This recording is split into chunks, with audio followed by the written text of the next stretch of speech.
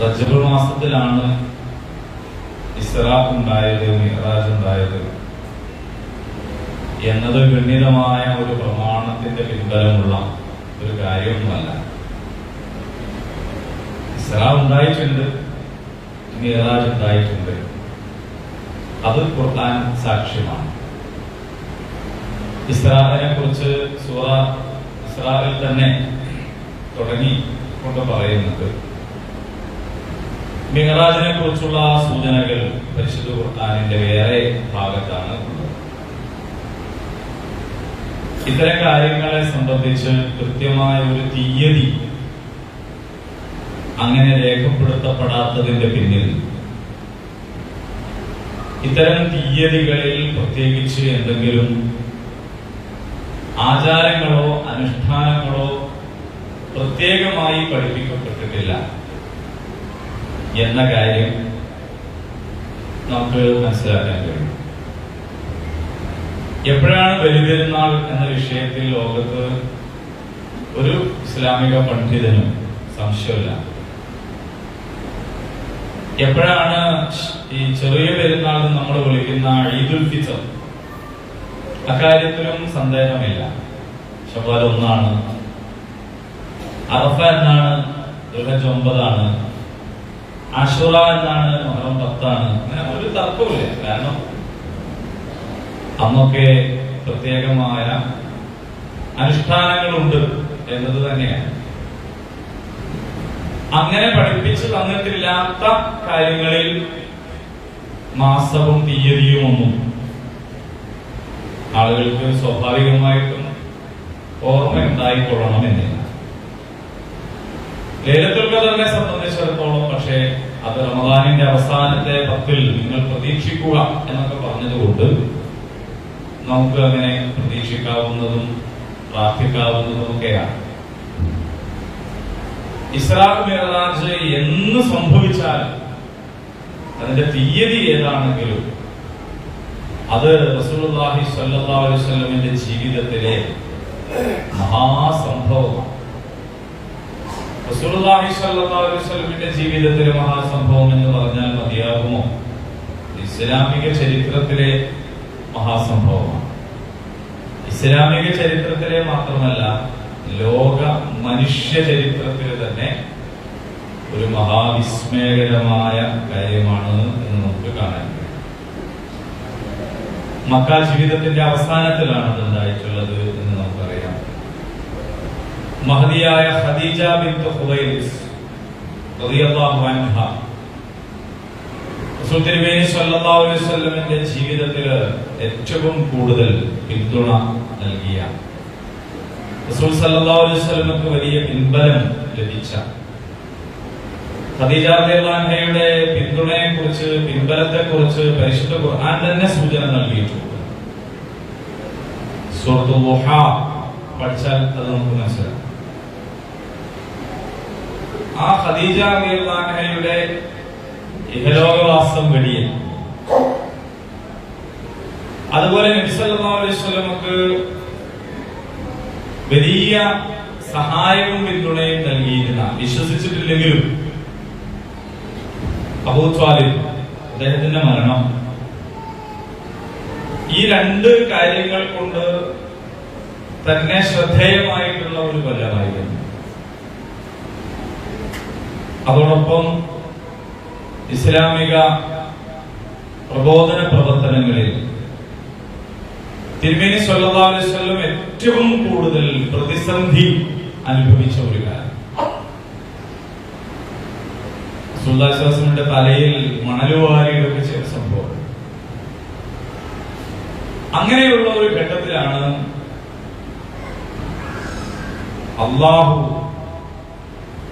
ഒരു സാന്ത്വനമായിക്കൊണ്ട്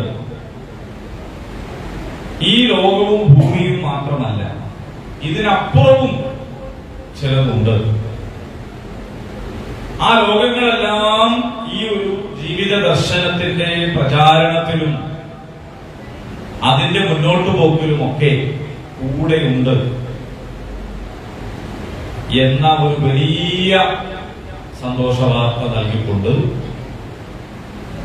റസൂലുള്ളാഹി സ്വല്ലല്ലാഹു അലൈഹി വസല്ലമയെ ഇസ്റാഉം മിഅ്റാജും നൽകുന്നു. സുബ്ഹാനല്ലദീ അസ്റാ ബിഅബ്ദിഹി ലൈലൻ മിനൽ മസ്ജിദിൽ ഹറാം ഇലൽ മസ്ജിദിൽ അഖ്സ അല്ലദീ ബാറക്നാ ഹൗല ലിനുരിയഹു മിൻ ആയാതിനാ ഇന്നഹു ഹുവസ് സമീഉൽ ബസീർ.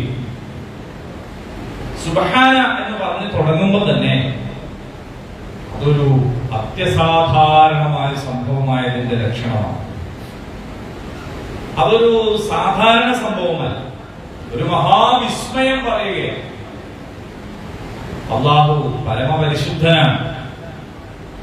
അല്ലാഹു എങ്ങനെയുള്ളവരാണ്? അല്ലദീ അസ്റാ ബിഅബ്ദിഹി, അവന്റെ അടിമയെ രാപ്രയാണം ചെയ്യിച്ചവനാണ്. രാപ്രയാണം ചെയ്ത റസൂൽ എന്നല്ല, അല്ലാഹു അവന്റെ അടിമയെ രാപ്രയാണം ചെയ്യിച്ചിരിക്കുന്നു. എവിടുന്ന് അങ്ങോട്ട്? മസ്ജിദുൽ ഹറാമിൽ നിന്ന് മസ്ജിദുൽ അഖ്സ. മസ്ജിദുൽ അഖ്സ എന്ന് പറയുമ്പോൾ തന്നെ അങ്ങേയറ്റത്തുള്ള പള്ളി. മക്കക്കാരെ സംബന്ധിച്ച്, മദീനക്കാരെ സംബന്ധിച്ച് ഫലസ്തീൻ എന്ന് പറയുന്നത് അങ്ങേയറ്റമാണ്, വിദൂരതയിലാണ്. അപ്പോ മസ്ജിദുൽ അഖ്സയിലേക്ക് അതൊരു മാനുഷികമായ പോക്കായിരുന്നില്ല എന്ന് നമുക്കറിയാം. അങ്ങനെ ഒറ്റ രാത്രി കൊണ്ട് ഒരു കുതിരപ്പുറത്തോ ഒട്ടകപ്പുറത്തോ പോയി വരാൻ പറ്റുന്ന ദൂരമല്ല. പക്ഷേ അള്ളാഹുവിനെ സംബന്ധിച്ചിടത്തോളം സംഭവ്യം അസംഭവ്യം, സാധ്യമായത് അസാധ്യമായത് എന്ന കാര്യങ്ങളില്ല, എല്ലാം സാധ്യമാണ്. സാധ്യം അസാധ്യം എന്നൊക്കെ പറയുന്നത് പടപ്പുകളുമായി ബന്ധപ്പെട്ട കാര്യമാണ്, പടച്ചവനുമായി ബന്ധപ്പെട്ട കാര്യമല്ല. അല്ലാഹു തആല അവൻ ഉദ്ദേശിച്ചതുപോലെ അവന്റെ അടിമയെ കൊണ്ടുപോയി. അത്യസാധാരണവും അമാനുഷികവുമായിട്ടുള്ള ഈ പോക്ക്, ഭൂമിയും ആകാശവും തമ്മിൽ ബന്ധപ്പെടുന്ന വിസ്മയകരമായ ഈ യാത്ര, ആ യാത്രയെ കുറിച്ച് പറയുമ്പോഴും അള്ളാഹു പറയുന്നത് അബ്ദ് എന്നാണ്. പുണ്യപുരുഷന്മാർ അവരുടെ കഴിവുകൾ വർദ്ധിച്ച് അത്ഭുതങ്ങളായി തീർന്ന് പിന്നെ ദിവ്യന്മാരായി മാറി. അവർ പിന്നെ അടുത്ത ഒരു സ്റ്റെപ്പിൽ ദൈവമായി അറിയപ്പെടുന്ന ഒരു മതകീയ പരിസരമാണ് നമ്മുടെ മുമ്പിലുള്ളത്. ഇന്നും മുമ്പും അങ്ങനെയാണ്. ആദ്യം അവർ പുണ്യാത്മാക്കളായിരിക്കും, പുണ്യപുരുഷന്മാരായിരിക്കും. പിന്നീട് അവരിൽ നിന്നും അത്ഭുതങ്ങൾ ഉണ്ടാകും. പിന്നീട് അവരിൽ ദിവ്യത്വം ആരോപിക്കും. അങ്ങനെ ദൈവമായി തീരും. എന്നാൽ ഇവിടെ ആകാശലോകത്ത്, അല്ലാഹുവിന്റെ അദൃശ്യമായ ഒരു ലോകത്തേക്ക്, അതിനു മുമ്പോ ശേഷമോ ആരും കണ്ടിട്ടില്ലാത്തതും അറിഞ്ഞിട്ടില്ലാത്തതും നമുക്കൊരു പക്ഷേ ഭാവനയിൽ ഉൾക്കൊള്ളാൻ പോലും കഴിയാത്തതുമായ ബുറാഖിന് മേൽ അല്ലാഹു ഇസ്രാ കൊണ്ടുപോയി, മിഅ്റാജ് കൊണ്ടുപോയി, സ്വർഗനരകങ്ങൾ കാണിച്ചു കൊടുത്തു. സിദ്റത്തുൽ മുൻതഹാക്ക് അടുത്ത് വരെ ചെന്നു. ജിബ്രീൽ അലൈഹിസ്സലാമിന് പോലും പ്രവേശനാനുവാദമില്ലാത്തിടത്തേക്ക് പോലും റസൂലുള്ളാഹി സ്വല്ലല്ലാഹു അലൈഹി വസല്ലമയെ കൊണ്ടുപോയി. പക്ഷെ അപ്പോഴും ദിവ്യത്വമില്ല, ആരാധനയില്ല. അപ്പോഴും പറയുന്നത് അബ്ദ് എന്നാണ്, അള്ളാഹുവിന്റെ അടിമ എന്നതാണ്, അള്ളാഹുവിന്റെ ദാസൻ എന്നതാണ്. അള്ളാഹുവിന്റെ ദാസൻ എന്ന് പറയുന്നത് തന്നെയാണ് റസൂലുള്ളാഹി സ്വല്ലല്ലാഹു അലൈഹി വസല്ലം വിളിക്കാൻ ഇഷ്ടപ്പെട്ടിരുന്ന ഏറ്റവും നല്ല പേര്. നിങ്ങൾ അള്ളാഹുവിന്റെ ദാസൻ എന്ന്, അള്ളാഹുവിന്റെ റസൂൽ എന്ന് തന്നെ വിളിച്ചോളൂ. അബ്ദുഹു വ റസൂൽ. അങ്ങനെയാണ് അല്ലാഹു സുബ്ഹാനഹു വ തആല പഠിപ്പിക്കുന്നത്. അപ്പൊ ഇസ്ലാമിനെ സംബന്ധിച്ചിടത്തോളം ഇസ്ലാമിന്റെ സ്വാതന്ത്ര്യ സങ്കല്പം, ഇസ്ലാമിന്റെ ആത്മീയത എന്നൊക്കെ പറയുന്നതിലേക്കുള്ള സൂചനകൾ നമുക്ക് ഇതിൽ കാണാവുന്നതാണ്. ഇസ്ലാം മിഅ്റാജിനെ ഒരുപാട് വർണ്ണിച്ച് വിശദീകരിക്കുക എന്നതല്ല ഈ പ്രഭാഷണത്തിന്റെ ഉദ്ദേശം. മിഅ്റാജ് എന്നത് നമുക്ക് എല്ലാവർക്കും കൊതി തോന്നുന്ന ഒരു യാത്രയാണ്. നമ്മൾ പല യാത്രയും ചെയ്യുന്നവരാണ്. പല ടൂർ പ്രോഗ്രാമുകളിലും നമ്മൾ പോകാൻ ആഗ്രഹിക്കുന്നവരോ പോയവരോ പോകുന്നവരൊക്കെയാണ്. അപ്പോൾ അതിൽ ഒരു വിശ്വാസിയെ സംബന്ധിച്ചിടത്തോളം മിഅ്റാജ് എന്ന് പറയുന്നത് അതൊരു വലിയ ആഗ്രഹം തന്നെയാണ്. പക്ഷെ നമുക്ക് അല്ലാഹു സുബ്ഹാനഹു വ തആല മിഅ്റാജ് പോകാൻ ഒരു അവസരം നൽകിയിരിക്കുന്നു. ജീവിതത്തിലെ ഏതെങ്കിലും ഒരു സന്ദർഭത്തിൽ, ഒരു രാത്രിയിലല്ല, കൊല്ലത്തിൽ ഒന്നല്ല, എല്ലാ ദിവസവും. മിഅ്റാജുൽ മുഅ്മിൻ, സത്യവിശ്വാസികളുടെ മിഅ്റാജ് അസ്സലാത്ത്, അതാണ് സ്വലാത്ത് എന്ന് പറയുന്നത്. എല്ലാ കർമ്മങ്ങളും ആരാധനകളും അനുഷ്ഠാനങ്ങളും അല്ലാഹു തആല ജിബ്രീൽ അലൈഹിസ്സലാമിനെ ഇങ്ങോട്ട് വിട്ട് പഠിപ്പിച്ചു കൊടുത്തതാണെങ്കിൽ ജിബ്രീൽ അലൈഹിസ്സലാം റസൂലുള്ളാഹി സ്വല്ലല്ലാഹു അലൈഹി വസല്ലമയെയും കൂട്ടി അങ്ങോട്ട് പോയി ഏറ്റുവാങ്ങിയ ഒരു മഹാസമ്മാനമാണ്, പാരിതോഷികമാണ് സ്വലാത്ത് എന്ന് പറയുന്നത്. നമുക്കത് അങ്ങനെ തന്നെ മനസ്സിലാക്കാൻ കഴിയും. എല്ലാ പ്രതിസന്ധികളിലും പ്രയാസങ്ങളിലും, എല്ലാ പ്രലോഭനങ്ങളിലും പ്രയാസപ്പെട്ടു നിൽക്കുന്ന റസൂലുള്ളാഹി സ്വല്ലല്ലാഹു അലൈഹി വസല്ലമയെ അത്തരം പ്രലോഭനങ്ങളിലും പതറാതെ നിൽക്കാനുള്ള കരുത്ത് എന്നുള്ള നിലയിൽ ഫസല്ലി ലിറബ്ബിക വൻഹർ, അബ്തർ എന്ന് വിളിച്ചപ്പോ അള്ളാഹു പറഞ്ഞത് നീ നമസ്കരിച്ചോളൂ എന്നാണ്. ആൺകുട്ടികളൊക്കെ മരണപ്പെട്ട് കുടുംബക്കാരെങ്കിലും ആശ്വസിക്കാൻ, കൂടെ നിൽക്കാൻ ഉണ്ടാകണമെന്ന് ഏതൊരാളും ആഗ്രഹിക്കുന്ന ഒരു നേരത്ത് കുടുംബക്കാർ വന്നിട്ട് അബദ്ധർ, ബാലറ്റവൻ, വേരറ്റവൻ, അഡ്രസ് ഇല്ലാത്തവൻ, വിലാസമില്ലാത്തവൻ, പിന്തുടർച്ചക്കാരനില്ലാത്തവൻ എന്നൊക്കെ പരിഹസിച്ചപ്പോഴാണ് അള്ളാഹു പറഞ്ഞത് ഫസല്ലി ലിറബ്ബിക, നിന്റെ രക്ഷിതാവിനെ നീ നമസ്കരിക്കുക, സ്വലാത്ത് അനുഷ്ഠിക്കുക എന്ന് പറഞ്ഞത്. വസ്തഈനു ബിസ്സബ്രി വസ്സലാത്ത്, സബർ കൊണ്ടും സ്വലാത്ത് കൊണ്ടും അള്ളാഹുവിനോട് സഹായം തേടിക്കൊള്ളുക എന്ന് പറഞ്ഞു. അഥവാ അള്ളാഹുവിലേക്ക് എത്താൻ, അള്ളാഹുവിന്റെ സഹായം ഏറ്റവും വേഗം ഏറ്റുവാങ്ങാൻ അള്ളാഹു കൂടെ ഉണ്ട് എന്നത് നേർക്ക് നേരെ അനുഭവിക്കാൻ എല്ലാ മുഅ്മിനീങ്ങൾക്കും സാധ്യമാകുന്ന ഒരു വിസ്മയകരമായ അനുഭവത്തിന്റെ പേരാണ് യഥാർത്ഥത്തിൽ സ്വലാത്ത് എന്ന് പറയുന്നത്. എല്ലാ പ്രവാചകന്മാരുടെ കാലത്തും അത് ഉണ്ടായിരുന്നു എന്ന് നമുക്കറിയാം. വ്യത്യസ്തമായ രീതികളിൽ, വിശദാംശങ്ങളിലെ വ്യത്യസ്തതകളോടെ അതുണ്ടായിരുന്നു. ഈസാ അലൈഹിസ്സലാം തൊട്ടിൽ വെച്ച് സംസാരിക്കുമ്പോൾ നമുക്കവിടെ സ്വലാത്തിനെ കുറിച്ച് പറഞ്ഞത് കാണാൻ കഴിയുന്നുണ്ട്. നമ്മുടെ ജീവിതത്തിൽ അള്ളാഹു നമുക്ക് ചെയ്തു തന്ന ഒട്ടേറെ അനുഗ്രഹങ്ങളുണ്ട് എന്നല്ല, നമ്മുടെ ജീവിതം മുഴുവനും അള്ളാഹുവിന്റെ അനുഗ്രഹമാണല്ലോ. നമ്മുടെ ശരീരം എന്നത്, അതിൽ തന്നെ നടന്നുകൊണ്ടിരിക്കുന്ന വ്യത്യസ്തമായ കാര്യങ്ങൾ, ഇതൊക്കെ തന്നെയും എത്രത്തോളം വലിയ അത്ഭുതമാണ്. അതിലെവിടെയെങ്കിലും എന്തെങ്കിലും ഒരു പോരായ്മ ഉണ്ടാകുമ്പോ, ന്യൂനത ഉണ്ടാകുമ്പോ, കേടുപാട് സംഭവിക്കുമ്പോഴാണ് നമുക്കതിന്റെ വില മനസ്സിലാവുന്നത്. അല്ലെങ്കിൽ നമ്മൾ സ്വാഭാവികമായി അങ്ങ് പോകും. നമ്മൾ ദിവസേന അനുനിമിഷവും ശ്വസിച്ചുകൊണ്ടിരിക്കുന്നു. നമ്മുടെ ശ്വാസനിശ്വാസങ്ങൾ നമ്മുടെ ശ്രദ്ധയിലും പരിഗണനയിലും വരാത്ത ഒരു കാര്യമാണ്. പക്ഷെ നിങ്ങൾ ബോധപൂർവം ഒന്ന് ശ്വസിച്ചു നോക്കൂ. ഇപ്പൊ അങ്ങനെ ശ്വസിക്കുന്നുണ്ടാവും അല്ലെ? ഇതുവരെ ശ്വസിച്ചതുപോലെയല്ല. ഇത് കാര്യപ്പെട്ട ഒരു കാര്യമാണ് എന്ന് അപ്പോഴാണ് നമുക്ക് മനസ്സിലാവുക. അങ്ങനെ ബോധപൂർവം നിങ്ങൾ എത്ര നിമിഷം ശ്വസിക്കുന്നുവോ അപ്പോഴൊക്കെ നിങ്ങൾക്ക് മനസ്സിലാവും, നമുക്ക് മനസ്സിലാവും ഇതൊരു കാര്യപ്പെട്ട പണിയാണ്. അല്ലെങ്കിൽ പിന്നെ നമുക്ക് മനസ്സിലാവുക ശ്വാസം മുട്ടുണ്ടാകുമ്പോഴാണ്. നമുക്കോ നമ്മുടെ കൂടെയുള്ളവർക്കോ ശ്വാസം മുട്ടുണ്ടാകുമെന്ന് നമുക്ക് മനസ്സിലാവും ഇതൊരു പ്രധാനപ്പെട്ട ഒരു കാര്യം തന്നെയാണ്.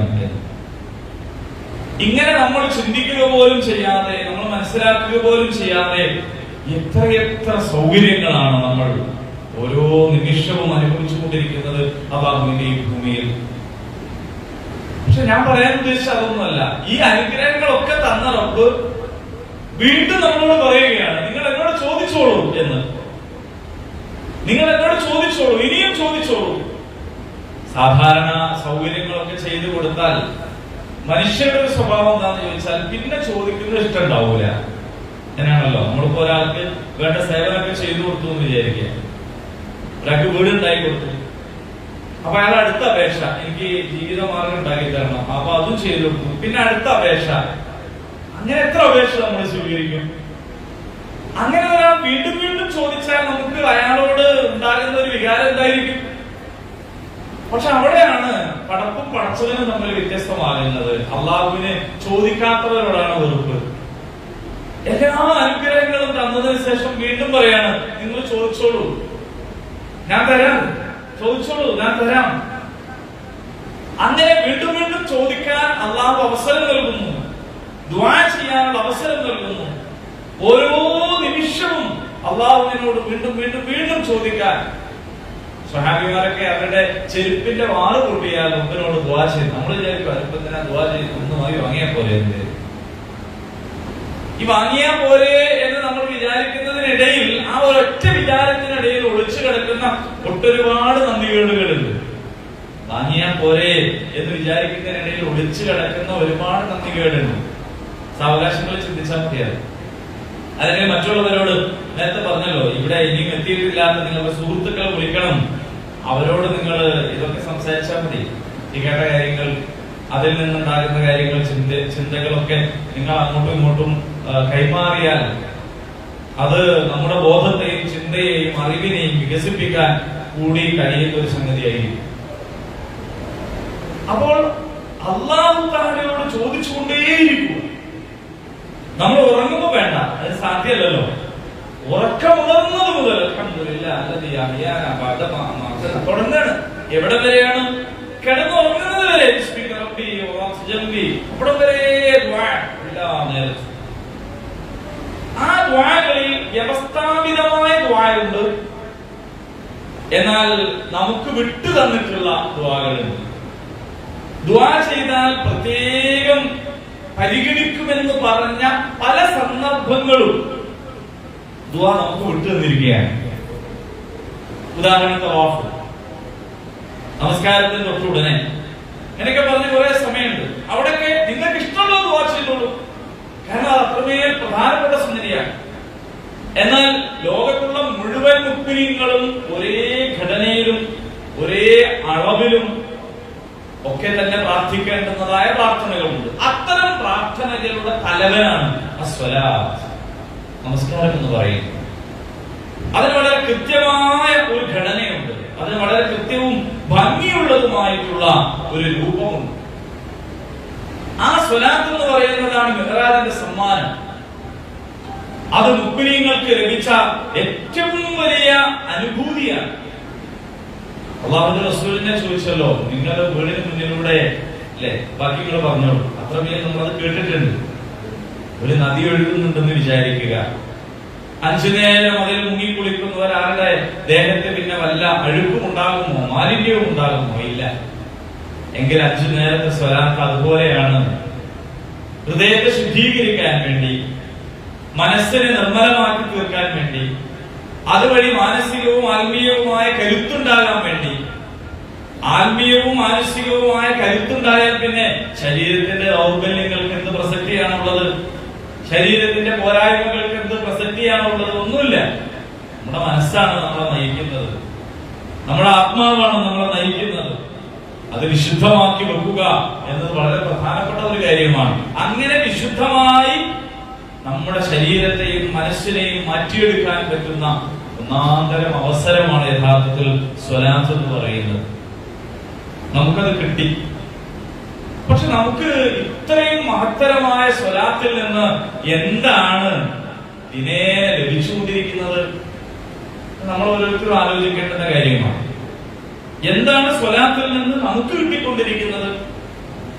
നിങ്ങൾ അത്താണിയെ കുറിച്ച് കേട്ടിട്ടുണ്ടോ? അത്താണി, കരിങ്കല്ലത്താണി, രണ്ടത്താണി, പുത്തനത്താണി, പലജാതി അത്താണി. എന്തുകൊണ്ടാണ് ആ പേര് വന്നത്?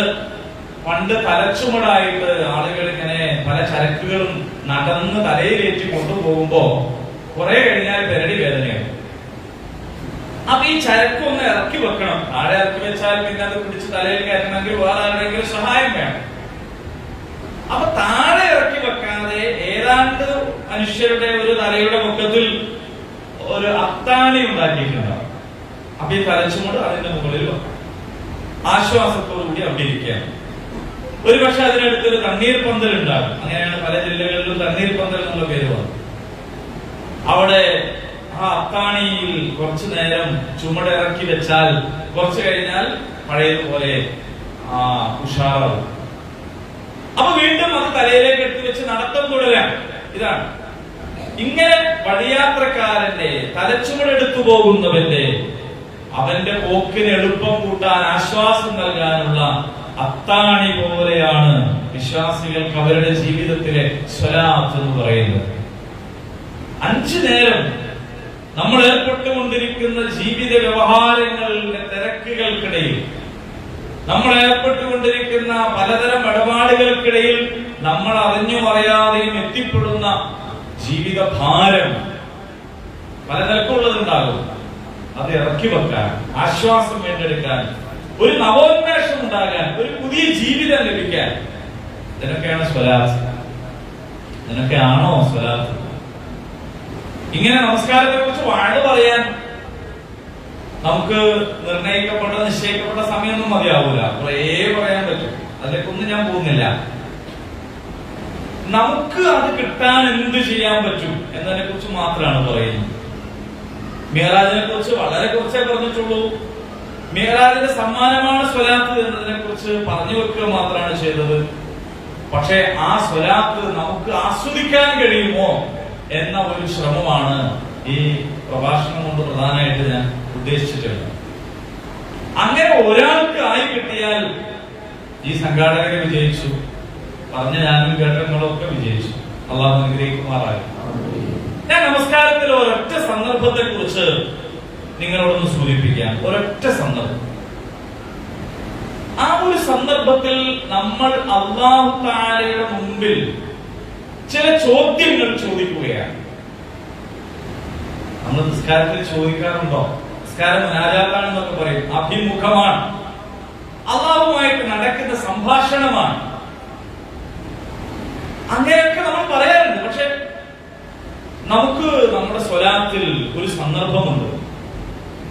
ആ സന്ദർഭത്തിൽ ചില ചോദ്യങ്ങൾ ചോദിക്കാനുള്ള അവസരമുണ്ട്. ആ ചോദ്യങ്ങൾ എന്ന് പറയുന്നത് നമ്മുടെ ഇരുലോകത്തെയും ജീവിതത്തിൽ ആ ചോദ്യങ്ങളിൽ പെടാത്ത ഒന്നും ബാക്കിയില്ല. 2 ലോകത്തെ ജീവിതം, യഥാർത്ഥത്തിൽ ഒരു ജീവിതമുള്ളൂ. ഈ ലോകത്തെ ജീവിതത്തിന്റെ തുടർച്ചയാണ് പരലോകം. അള്ളാഹുവിൽ നിന്ന് കിട്ടുന്ന നിഅമത്ത് എന്ന് പറഞ്ഞാൽ ഇവിടെ നിന്നുണ്ട്, അവിടെ നിന്നുണ്ട്. റബ്ബനാ ആതിനാ ഫിദ്ദുനിയാ ഹസന വഫിൽ ആഖിറതി ഹസന. നന്മകൾ അതൊരു തുടർച്ചയാണ്. ദുനിയാവിൽ നന്മയുണ്ട്, അതിന്റെ തുടർച്ച തന്നെയാണ് പരലോകത്ത്. ഈ 2 ലോകത്തെ സകല പ്രശ്നങ്ങളും നിങ്ങളൊരു കടലാസിൽ എഴുതി വെക്കുക.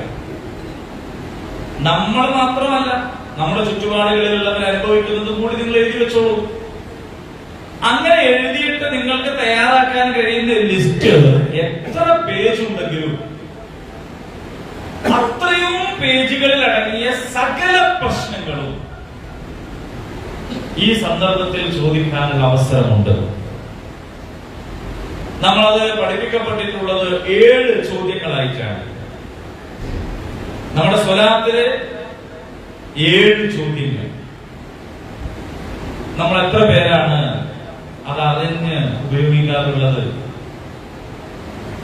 നമുക്ക് ഏറെ പ്രധാനപ്പെട്ട ഒരു വ്യക്തിയോട് നമ്മളുടെ ഒരു പ്രശ്നം പറയണമെന്ന് വിചാരിക്കുക. നിങ്ങൾ നിങ്ങളുടെ നാട്ടിലെ ഒരു പ്രശ്നത്തെ മനസ്സിലേക്ക് കൊണ്ടുവരും. കലക്ടർ പരിഹരിക്കേണ്ട ഒരു പ്രശ്നമാണ് എന്ന് വിചാരിച്ചോളൂ. ഇപ്പൊ നമ്മൾ യോഗം കൂടി കലക്ടറെ കാണാൻ വേണ്ടി അപ്പോയിന്റ്മെന്റ് എടുക്കാൻ ഒരാളെ ഏൽപ്പിച്ചു. അങ്ങനെ അപ്പോയിന്റ്മെന്റ് കിട്ടി. നമുക്ക്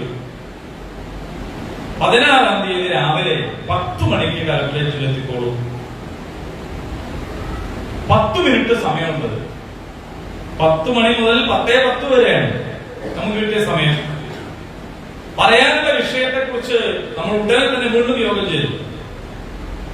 നമ്മുടെ യോഗത്തിന്റെ മുഖ്യമായ അജണ്ട ഈ 10 മിനിറ്റ് കൊണ്ട് ഇത്രയും വലിയൊരു പ്രശ്നം എങ്ങനെ അവതരിപ്പിക്കാം, ആര് പറയും, എങ്ങനെ അവതരിപ്പിക്കും, എഴുതി തയ്യാറാക്കിയിട്ടുള്ള ഒരു അപേക്ഷ വേറെ കയ്യിൽ കരുതാം. ഇങ്ങനെ നമുക്ക് കിട്ടിയ ദിവസത്തിന്റെ അന്ന് നമ്മൾ എത്ര മണിക്ക് കലക്ടറേറ്റിൽ എത്തും? തീർച്ചയായിട്ടും ഒരു 9:30 മണിക്കെങ്കിലും നമ്മൾ അവിടെ എത്തും. നമുക്ക് കിട്ടിയ സമയം 10 മണിയാണ്. പക്ഷെ നമ്മുടെ കാരണം കൊണ്ട് അത് വൈകിപ്പോകാൻ പാടില്ല. അധികാരിയുടെ മുമ്പിൽ നമ്മൾ നമ്മുടെ കാരണം കൊണ്ട് വൈകിപ്പോകാൻ പാടില്ല, അവസരം നഷ്ടപ്പെടാൻ പാടില്ല എന്നതുകൊണ്ട് നമ്മൾ നേരത്തെ അവിടെ എത്തും. ആ കൂടിയിരിക്കുന്ന ഓരോരുത്തരുടെയും ആഗ്രഹം ആ 10 മിനിറ്റുള്ളത് ഒരു 15 മിനിറ്റായി കിട്ടിയെങ്കിൽ എന്നാണ്. കാരണം ഇതൊക്കെ പറഞ്ഞ് നമ്മൾ ആവശ്യങ്ങൾ നിവർത്തിക്കണമല്ലോ. പക്ഷെ കലക്ടർക്ക് നേരമൊന്നുമില്ല. 10 മിനിറ്റ് 10 മിനിറ്റ്. അധികാരിയുടെ മുമ്പിൽ നമുക്ക് കിട്ടിയ സമയം കൂടുതൽ ഉണ്ടാവണമെന്ന് നമ്മൾ ആഗ്രഹിക്കും. ഇത് കലക്ടറൊന്നുമല്ല, രാജാതിരാജനായ റബ്ബ് ഏതെങ്കിലും ഒരു വിഷയമല്ല, നമ്മുടെ ജീവിതവുമായി ബന്ധപ്പെട്ട സകല വിഷയങ്ങൾ, അതിൽ പരലോകം മാത്രമല്ല, ദുന്യവിയായതും ഉഖറവിയായതും ഭൗതികമായതും ആത്മീയമായതും ഈ ലോകത്തതും പരലോകത്തതും ഖബറിലുള്ളതും എല്ലാം നിങ്ങൾക്ക് ചോദിക്കാം എന്ന് പറഞ്ഞുകൊണ്ട് തന്നിട്ടുള്ള അവസരമാണ്. നമ്മളത് നൽകപ്പെട്ട സമയം ഉപയോഗിക്കുകയാണോ ചെയ്യുക, അല്ലെങ്കിൽ അത് നഷ്ടപ്പെടുത്തുകയാണോ ചെയ്യുക എന്നതിനെ കുറിച്ച് നിങ്ങൾ ആലോചിക്കണം. ഏതാണ് നമസ്കാരത്തിലെ ആ സന്ദർഭം? ആ സന്ദർഭം ആർക്കെങ്കിലും പറയാൻ പറ്റുമോ? ആ നമസ്കാരത്തിലെ ആ സന്ദർഭം ഏതാണ്? ആരെങ്കിലും പറയോ? ഏതാണ്? മാഷാ അല്ലാഹ്, അല്ലാഹു അനുഗ്രഹിക്കട്ടെ. സുജൂദ് എന്ന് പറയുന്നത് അല്ലാഹു തആലയുമായിട്ട് ഒരു മനുഷ്യൻ അങ്ങേയറ്റം ഇതിനേക്കാൾ അപ്പുറം ഒരു ബന്ധമില്ല. ഒരാളുടെ തലയും ഒരാളുടെ മുന്നിലും കുനിക്കാത്ത നമ്മുടെ തലയാണ്. ഒരുത്തന്റെ മുന്നിലും നിലത്ത് വെക്കാത്ത നെറ്റിത്തടമാണ്. നമ്മുടെ ഇസ്സത്തിന്റെ പ്രതീകമാണ്. തല ഉയർത്തിപ്പിടിച്ച് നിൽക്കുന്നവരാണ് മനുഷ്യൻ. പക്ഷേ ആ തല നമ്മൾ നിലത്ത് വെക്കുന്നത് റബ്ബിന്റെ മുമ്പിൽ മാത്രമാണ്. അല്ലാഹുവും അവന്റെ അടിമയും തമ്മിൽ ഉണ്ടാകുന്ന അങ്ങേയറ്റത്തെ ഒരു ബന്ധമാണ് സുജൂദ് എന്ന് പറയുന്നത്. അങ്ങനെ ഒരു സുജൂദ് ചെയ്തു. ആ സുജൂദിൽ അല്ലാഹുവിനെ നമ്മൾ പറഞ്ഞ് പ്രകീർത്തിച്ചു. സുബ്ഹാന റബ്ബിയൽ അഅല, സുബ്ഹാനക അല്ലാഹുമ്മ റബ്ബന വബിഹംദിക അല്ലാഹുമ്മ ഗഫിർലി. ഇങ്ങനെ അല്ലാഹുവിനെ പ്രകീർത്തിച്ച് അവനെ തസ്ബീഹ് ചെയ്ത് നമ്മൾ അല്ലാഹുവുമായിട്ട് അങ്ങേയറ്റം അടുക്കുന്ന ഒരു നേരം ആരുമില്ല വേറെ. അപ്പോ ആരും ഉണ്ടാവരുത് വേറെ. അപ്പോ നമ്മുടെ മനസ്സിൽ, നമ്മുടെ ഓർമ്മയിൽ, നമ്മുടെ ചിന്തയിൽ നമുക്ക് ഏറെ പ്രിയപ്പെട്ട ഒട്ടനേകം ആളുകൾ ഉണ്ടാകും. പക്ഷെ അപ്പോൾ അല്ലാഹുവും സുജൂദ് ചെയ്യുന്ന ആളും മാത്രമാണ്. അങ്ങനെയുള്ളൊരു സന്ദർഭമാണ്. അങ്ങനെ ഒരു സുജൂദ് ചെയ്ത് പിന്നെ എഴുന്നേറ്റിരിക്കുകയാണ്. ഇരിക്കുമ്പോൾ 2 കൈകൾ കാലിന്റെ തുടകളിൽ വെച്ച്, എന്നിട്ട് ആ സുജൂദ് ചെയ്യുന്നിടത്തേക്ക് തന്നെ നന്ദിപൂർവ്വം, പ്രതീക്ഷാപൂർവ്വം, ആഗ്രഹത്തോടെ നോക്കി അടുത്ത സുജൂദിനായി കാത്തിരിക്കുന്ന ഒരു നേരം. അതാണ് ഇടയിലിരുത്തം എന്ന് പറയുന്നത്. അല്ലാഹുമായിട്ട് ഏറ്റവും കൂടുതൽ അടുത്ത ഒരു സന്ദർഭം. അവിടെ നിന്ന് എണീറ്റിരിക്കുന്നത് എന്തിനാണ്? എണീറ്റ് പോകാൻ വേണ്ടിയിട്ടല്ല. എഴുന്നേറ്റിരിക്കുന്നത് അടുത്ത സുജൂദിന് വേണ്ടിയിട്ടാണ്. സ്വലാത്തിന് വേണ്ടി കാത്തിരിക്കുന്ന സമയവും സ്വലാത്തിലാണ് എന്നാണല്ലോ. ഒരാൾ വാങ്ങു കൊടുത്ത് ഇഖാമത്തിന് വേണ്ടി കാത്തിരിക്കുന്ന നേരമൊക്കെ അയാൾ സ്വലാത്തിലാണ് എന്നാണ്. അപ്പോൾ ഒരു സുജൂദ് കഴിഞ്ഞ് അടുത്ത സുജൂദിന് വേണ്ടിയുള്ള കാത്തിരിപ്പ് വളരെ പ്രധാനപ്പെട്ട ഒരു നേരമാണ്. ആ നേരത്താണ് 7 കാര്യം നമ്മൾ അല്ലാഹുവിനോട് ചോദിക്കേണ്ടത്. റബ്ബിഗ്ഫിർലി വർഹംനി വജ്ബുർനി വർഫഅനി വർസുഖ്നി വഹ്ദിനി വആഫിനി. പക്ഷേ ആരോട് പറയണ്ട, ആരും കൈ പൊക്കണ്ട. ഇത് പറയാൻ നമുക്ക് എത്ര നേരം വേണം? ഇത് പറയാൻ ഏറ്റവും വേഗത്തിൽ കഴിയുന്നവനാണ് ഏറ്റവും എക്സ്പേർട്ട് ആയിട്ടുള്ള നിസ്കാരക്കാരനാണ് നമ്മൾ വിചാരം.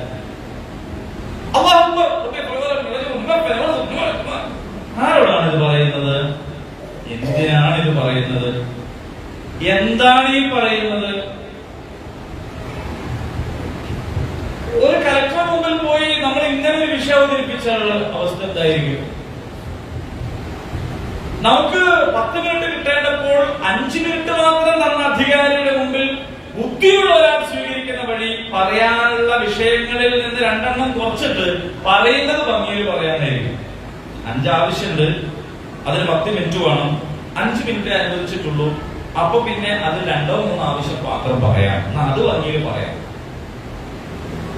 ഒട്ടുമേ നേരമില്ലാത്ത ഒരു ട്രെയിനും കാത്തു നിൽക്കുന്ന നിസ്കാരത്തിൽ നിങ്ങൾ റബ്ബി ഫിർലി എന്ന് പറഞ്ഞാൽ മതി.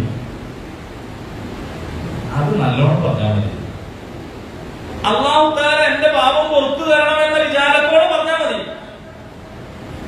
അത്രേ വേണ്ടു. അതില് അടുത്തതുകൂടി പറയുന്നുണ്ടെങ്കിൽ അതുകൂടി ആലോചിച്ച് പറയാൻ കഴിയുമെങ്കിൽ പറഞ്ഞാൽ മതി. ആ പറയുന്നത് എന്താണെന്ന് ചിന്തിച്ചു നോക്കിയിട്ടുണ്ടോ? റബ്ബി ഗ്ഫിർലി, അല്ലാഹുവേ എനിക്ക് പാപമോചനം തരണേ എന്നാണ്. പാപമോചനം എന്ന് പറഞ്ഞാൽ എന്താ? ആ വാക്കിനെ തന്നെ ഒന്നുകൂടി പറഞ്ഞു നോക്കൂ നിങ്ങൾ. പാപത്തിൽ നിന്നുള്ള മോചനം എന്നാണ്. ജീവിതത്തിൽ ചെയ്തു പോകുന്ന ഒട്ടേറെ അരുതായ്മകളുണ്ട്. ആ അരുതായ്മകൾ കൊണ്ട് എന്റെ ഈ ലോകത്തെ ജീവിതവും പരലോകത്തെ ജീവിതവും നഷ്ടത്തിലായി പോകും. അതുകൊണ്ട് ആ പാപങ്ങളിൽ നിന്നെല്ലാമുള്ള ഒരു മോചനം, പുണ്യപ്രവൃത്തികൾ ചെയ്യാനുള്ള അവസരം, സ്വാലിഹായ അമലുകൾക്ക് വേണ്ടിയിട്ടുള്ള അവസരം, പഠിച്ചോനെ പാപങ്ങളിൽ നിന്നുള്ള മോചനം എനിക്ക് തരണമേ. വർഹംനി, അല്ലാഹുവേ എനിക്ക് കാരുണ്യം തരണമേ. അല്ലാഹുവാണ് കാരുണ്യം തരുന്നവൻ. അല്ലാഹുവാണ് കാരുണ്യം. അർ-റഹ്മാൻ അവന് ഇഷ്ടമുള്ള പേരാണ്. ആവർത്തിച്ച് പറഞ്ഞതും പഠിപ്പിച്ചതുമാണ്. അല്ലാഹു എന്ന് പറയുന്നിടത്ത് പകരം പറഞ്ഞ പേരാണ് റഹ്മാൻ. അല്ലാഹുവിനെ കുറിച്ച് പറയേണ്ടിടത്ത് അർ-റഹ്മാൻ അല്ലമൽ ഖുർആൻ, പകരം പറഞ്ഞ പേരാണത്. അർ-റഹ്മാൻ കാരുണ്യവാനാണ് അല്ലാഹു. റഹംനി, കാരുണ്യം തരണമേ പടച്ചോനെ. വജ്ബുർനി, എന്താണത്? പലരും പറയാ അറിഞ്ഞൂടാത്തൊന്നും. അതും കുറെ സാധനം അറിയണമുണ്ട്, അതിന്റെ കൂട്ടത്തിൽ അറിയാത്തൊന്നും. എങ്ങനെയാണ്? അല്ല, എന്റെ ന്യൂനതകൾ പരിഹരിച്ചു തരണമേ, എന്റെ പോരായ്മകൾ നീ പരിഹരിച്ചു തരണമേ. നമ്മളെ സംബന്ധിച്ചിടത്തോളം, മനുഷ്യരെ സംബന്ധിച്ചിടത്തോളം എന്താണ് എന്റെ ന്യൂനത എന്ന് പോലും നമുക്ക് പലപ്പോഴും അറിയില്ല. അതുകൊണ്ടാണ് നമ്മളെ തിരുത്താൻ വേണ്ടി ഒരാൾ വിമർശിച്ചാൽ നമുക്ക് അയാളുടെ ദേഷ്യം പിടിക്കുന്നത്. നീ ആരുടാന്ന് പറയാൻ എന്നുള്ള ഒരു തോന്നൽ നമുക്കുണ്ടാകുന്നത്. അങ്ങനെ പറയാൻ മാത്രമേ ബലമുള്ളൂ ആ തിരുത്തിയവനോടെങ്കിൽ നമ്മൾ അങ്ങനെ തിരിച്ചു ചോദിക്കുന്നത്. നമ്മളെക്കാൾ ബലവാനാണ് പറഞ്ഞതെങ്കിൽ ചിലപ്പോൾ തിരിച്ചു ചോദിക്കാൻ കഴിയാത്ത ഗുണമുണ്ടാതിരിക്കുന്നുണ്ടാവാം. പക്ഷെ തിരുത്തുന്നവനോട് നീ ആരടാ എന്നൊരു മനസ്സ് വരുന്നത് നമ്മുടെ ന്യൂനത എന്താണ് എന്ന് നമുക്ക് പോലും അറിഞ്ഞുകൂടാത്തത് കൊണ്ടാണ്. ഇനി ചിലപ്പോൾ നമ്മുടെ ഭാഗത്തുള്ളത് ന്യൂനത ആയിക്കൊള്ളണമെന്നില്ല. തിരുത്തുന്നവന്റെ അറിവുകേടോ അനുഭവക്കുറവോ ആയിരിക്കാം. അങ്ങനെ ഒരു വശമുണ്ട്. അപ്പൊ മനുഷ്യർക്കിടയിൽ തെറ്റുകൾ, കുറ്റങ്ങൾ, ന്യൂനതകൾ, കുറവുകൾ എന്ന് പറയുന്നതിന് മനസ്സിലാക്കാനും തിരുത്താനും ഒക്കെ ചില പരിമിതികളുണ്ട്. പക്ഷെ റബ്ബേ, നീ എനിക്ക് എന്റെ ന്യൂനതകൾ, എന്റെ കുറവുകൾ നീ പരിഹരിച്ചു തരണേ പക്ഷേ. എന്താണെന്ന് പോലും മനസ്സിലാക്കാൻ എനിക്ക് കഴിയാത്ത എന്റെ ന്യൂനതകൾ നീ എനിക്ക് പരിഹരിച്ചു തരണം. വജ്ബുർനി വർഫഅനി, നീ എന്നെ ഉയർത്തിത്തരണം. നീ ഉയർത്താൻ വിചാരിച്ചാൽ ആർക്കാണ് എന്നെ ഇകഴ്ത്താൻ കഴിയുക? നീ വിജയിപ്പിക്കാൻ തീരുമാനിച്ചാൽ ഏതേത് ആയുധ സന്നാഹങ്ങൾക്കാണ് താഴ്ത്താൻ കഴിയുക? റസൂലുള്ളാഹി സ്വല്ലല്ലാഹു അലൈഹി വസല്ലം ജീവിതം അതല്ലേ? എല്ലാവരും വന്നു നിൽക്കുകയാണ്. അങ്ങ് ഉദാരനായ മനുഷ്യന്റെ ഉദാരനായ പുത്രനാണ് അല്ലെ? മാന്യതയല്ലാതെ ഞങ്ങൾ ഒന്നും പ്രതീക്ഷിക്കുന്നില്ല. ആരാ ഈ പറയുന്നത്? നബി സല്ലല്ലാഹു അലൈഹി വസല്ലം മക്ക ജീവിതത്തിൽ അനുഭവിച്ച ഓരോന്നും നിങ്ങൾ ഓർത്തു വെക്കുക. മക്ക വിജയ സമയത്ത് എന്നിട്ട് അവർ പറഞ്ഞ ഈ വാക്കിനെയും ഒന്ന് ചേർത്ത് പിടിക്കുക. അപ്പൊ മനസ്സിലാവും ആരാണ് ഉയർന്നത് എന്ന്. അല്ലാഹു തആല ഉയർത്താൻ തീരുമാനിച്ചാൽ, അപ്പൊ അതുകൊണ്ട് എന്താണ് നമുക്ക് ഉയർച്ച വേണമെങ്കിൽ വേണ്ടത്? അധികാരികളെ സോപ്പിട്ടത് കൊണ്ടോ, നിലപാടുകളിൽ നിന്ന് കുതറി മാറിയത് കൊണ്ടോ, അള്ളാഹുവിന്റെ ദീനിനേക്കാൾ മറ്റു പലതിനും സ്ഥാനം നൽകിയത് കൊണ്ടോ ഒന്നും ദുനിയാവിലും പരലോകത്തും ഉയരാൻ പോകുന്നില്ല. ദുനിയാവിലും ഉയർച്ചയുണ്ടാകും, പരലോകത്തും ഉയർച്ചയുണ്ടാകും. അത് അല്ലാഹു തആല തരേണ്ടതാണ്. എന്നെ ഉയർത്തി തരണേ റബ്ബേ. വഖ്തിനി, എനിക്ക് നീ ഹിദായത്ത് തരണമേ പടച്ചോനെ. വആഫിനി, എനിക്ക് നീ ആഫിയത്ത് തരണമേ റബ്ബേ. ഈ 7 കാര്യങ്ങൾ വിശദമായി ആലോചിച്ച് നോക്കൂ. അതിൽ പെടാത്ത എന്ത് ആവശ്യമാണ് നമുക്കുള്ളത്? അതിൽ പെടാത്ത ഒരാവശ്യവും നമുക്കില്ല. പക്ഷേ ഇത്ര മനോഹരമായ ഒരവസരം റബ്ബ് തന്നിട്ട് നമ്മൾ എത്ര പേര് ചോദിക്കാറുണ്ട് സുഹൃത്തുക്കളെ, അല്ലാഹുവിന്റെ മുമ്പിൽ ഇരുന്നിട്ട്? ഞാൻ പറയുന്നത് ഒറ്റ തവണ ബോധപൂർവം സുജൂദിന് ശേഷം അടുത്ത സുജൂദിനിടയിൽ ഇതുപോലിരുന്ന് അർത്ഥമറിഞ്ഞുകൊണ്ട് മനസ്സറിഞ്ഞുകൊണ്ട് വ്യക്തതയോടുകൂടി ഒറ്റ തവണ നിങ്ങൾ 7 കാര്യങ്ങൾ ചോദിച്ചു നോക്കൂ. ബോധം വെച്ച അന്ന് മുതൽ നമുക്ക് നമ്മുടെ വീടുകളിൽ നിന്നുള്ള പരിചയത്തിന്റെ ഭാഗമായി ബോധം വെച്ച അന്ന് മുതൽ നമ്മൾ നിസ്കരിക്കുന്നുണ്ടാകും. പക്ഷേ ഇതുപോലൊരു സ്വലാത്ത് നമുക്ക് വേറെ കിട്ടൂല. ഒറ്റ തവണ ആ ബോധത്തോടുകൂടി നമ്മൾ നിർവഹിച്ചാൽ നമുക്ക് മനസ്സിലാകും. അപ്പോൾ പിന്നെ നമ്മള് ഇടയിലിരുത്തം, ഇപ്പൊ ഇതുവരെ നമസ്കാരത്തിൽ അശ്രദ്ധമായി കളയുന്ന ആ ഒരു നേരം വരാൻ വേണ്ടി സ്വലാത്തിൽ കാത്തിരിക്കും. ചില ആൾക്കാർ പറയാണ്, അതൊന്നും ഇപ്പോ ഇമാമിനെ അറിഞ്ഞൂടാലോ, ബംഗാളി ബീഹാരിക്കാണ് ഇമാം, അയാൾക്ക് അയാളിങ്ങനെ പോവാണ്. അല്ലാഹു അക്ബർ അപ്പൊ തന്നെ എണീറ്റിട്ടു, അല്ലാഹു അക്ബർ അപ്പൊ തന്നെ സുജൂദിലേക്ക് പോയി. അതിനിടയിൽ എന്തൊക്കെ ചൊല്ലി ആരൊക്കെ ചൊല്ലി അറിയില്ല. പക്ഷെ ഇത് നാം നമ്മുടെ കാര്യത്തിന് കാരണം കണ്ടെത്തുകയാണ്. അത് കാരണം കണ്ടെത്തൽ മാത്രമാണെന്നുള്ളത് നിങ്ങൾക്ക് തന്നെ ബോധ്യമാവും. എങ്ങനെ? നമുക്ക് ഫർദ് നിസ്കരിക്കാനാണോ സുന്നത്ത് നിസ്കരിക്കാനാണോ കൂടുതൽ സമയം വേണ്ടത് എന്നാലോചിച്ചാൽ നമ്മുടെ സുന്നത്ത് നിസ്കാരത്തിന് ഇമാമൊന്നും വേറല്ലോ, നമ്മളെ നിയന്ത്രിക്കാൻ വേറെ ഒരാളും ഇല്ലല്ലോ. നമുക്ക് 7 കാര്യങ്ങളോ 16 കാര്യങ്ങളോ പറയാൻ നമ്മളല്ലേ നമ്മുടെ സ്വലാത്തിന്റെ സമയം തീരുമാനിക്കുന്നത് സുന്നത്ത് നിസ്കാരത്തില്. പക്ഷെ നമുക്ക് സുന്നത്ത് നിസ്കാരത്തിനോ ഫർദ് നിസ്കാരത്തിനോ കൂടുതൽ സമയം വേണ്ടത് റബ്ബിയപ്പള്ളി വറാണ്ടി വജുറിനെ ചൊല്ലി കഴിഞ്ഞിട്ടും വെയിറ്റ് ചെയ്യായിരുന്നു ഫർദ് നിസ്കാരത്തില്. കാരണം നമ്മളൊക്കെ എക്സ്പേർട്ട് ആയതുകൊണ്ട് പരമാവധി വേഗം ചൊല്ലി കഴിഞ്ഞിട്ടുണ്ട്. സുന്നത്തിൽ അങ്ങനെ ആരെയും കാത്തു നിൽക്കേണ്ടതില്ലാത്തതുകൊണ്ട് പെട്ടെന്ന് സുജൂദിൽ പോയി തീർന്നിട്ടുണ്ട് എന്നതല്ലാതെ നമ്മൾ ആ അവസരം ഉപയോഗപ്പെടുത്തിയിട്ടുണ്ടോ, പ്രയോജനപ്പെടുത്തിയിട്ടുണ്ടോ എന്നതിനെ കുറിച്ച് നന്നായിട്ട് നമ്മൾ ചിന്തിക്കണം. നല്ലൊരു ഇരുത്താണത്. അങ്ങനെ ഇരുന്നിട്ട് ആ സുജൂദിലേക്ക് ഇങ്ങനെ നോക്കിയിട്ട് റബ്ബിനെ മനസ്സിലേക്ക് അങ്ങ് നന്നായ ബോധത്തോട് കൂടിയിട്ട് നമ്മളതൊന്ന് ചൊല്ലി നോക്കണം. അങ്ങനെ ചൊല്ലി നോക്കുമ്പോ നമുക്ക് മനസ്സിലാവും എന്താണ് സ്വലാത്ത്, അതെങ്ങനെയാണ് അത്താണിയാകുന്നത്, അതെങ്ങനെയാണ് സമ്മാനമാകുന്നത്, അള്ളാഹു പറഞ്ഞല്ലോ അതൊരു വലിയ ഭാരമാണ്. ആർക്കാണ് വലിയ ഭാരമാകുന്നത്? ഖുശൂ ഇല്ലാത്ത ആളുകൾക്ക് അതൊരു വലിയ ഭാരമാണ് എന്ന് പറഞ്ഞല്ലോ. അത് നമ്മളെ സ്വലാത്ത് നമുക്ക് ഒരു ഭാരമാകുന്നത് ചിലപ്പോഴെങ്കിലും ഇനി നിസ്കാരം ബാക്കിയുണ്ട് എന്ന് പറഞ്ഞു പോകുന്നത് എന്തുകൊണ്ടാണെന്ന് ചോദിച്ചാൽ നമ്മുടെ ഖുശൂ നഷ്ടപ്പെടുന്നത് കൊണ്ടാണ്. റുകൂഉം സുജൂദും ഒക്കെ നിലനിൽക്കുന്നു, ഖുശൂ നഷ്ടപ്പെടുന്നു എന്ന് വരുമ്പോ അതൊരു വലിയ ഭാരം തന്നെയായിട്ട് അനുഭവം. ഇടയിലിരുത്തത്തിന്റെ കാര്യം മാത്രമാണ് ഞാനിപ്പോ പറഞ്ഞത്. ഇങ്ങനെ ഒരു സ്വലാത്തിനെ മുഴുവനായി നിങ്ങൾ പരിശോധിച്ചു നോക്കൂ. എത്ര വലിയ മഹത്തരമായ ഒരു അവസരമാണത്. ആദ്യം തന്നെ നമ്മൾ നിന്നിട്ട് നിയ്യത്തോടു കൂടി അല്ലാഹു അക്ബർ എന്നാണ് പറയുന്നത്. അല്ലാഹു അക്ബർ, അല്ലാഹു അക്ബർ എന്ന് പറഞ്ഞാൽ അല്ലാഹുവും വലിയതാണ് എന്നല്ല, അല്ലാഹു വലിയതാണ് എന്നും അല്ല, അല്ലാഹുവാണ് ഏറ്റവും വലുത് എന്നാണ്.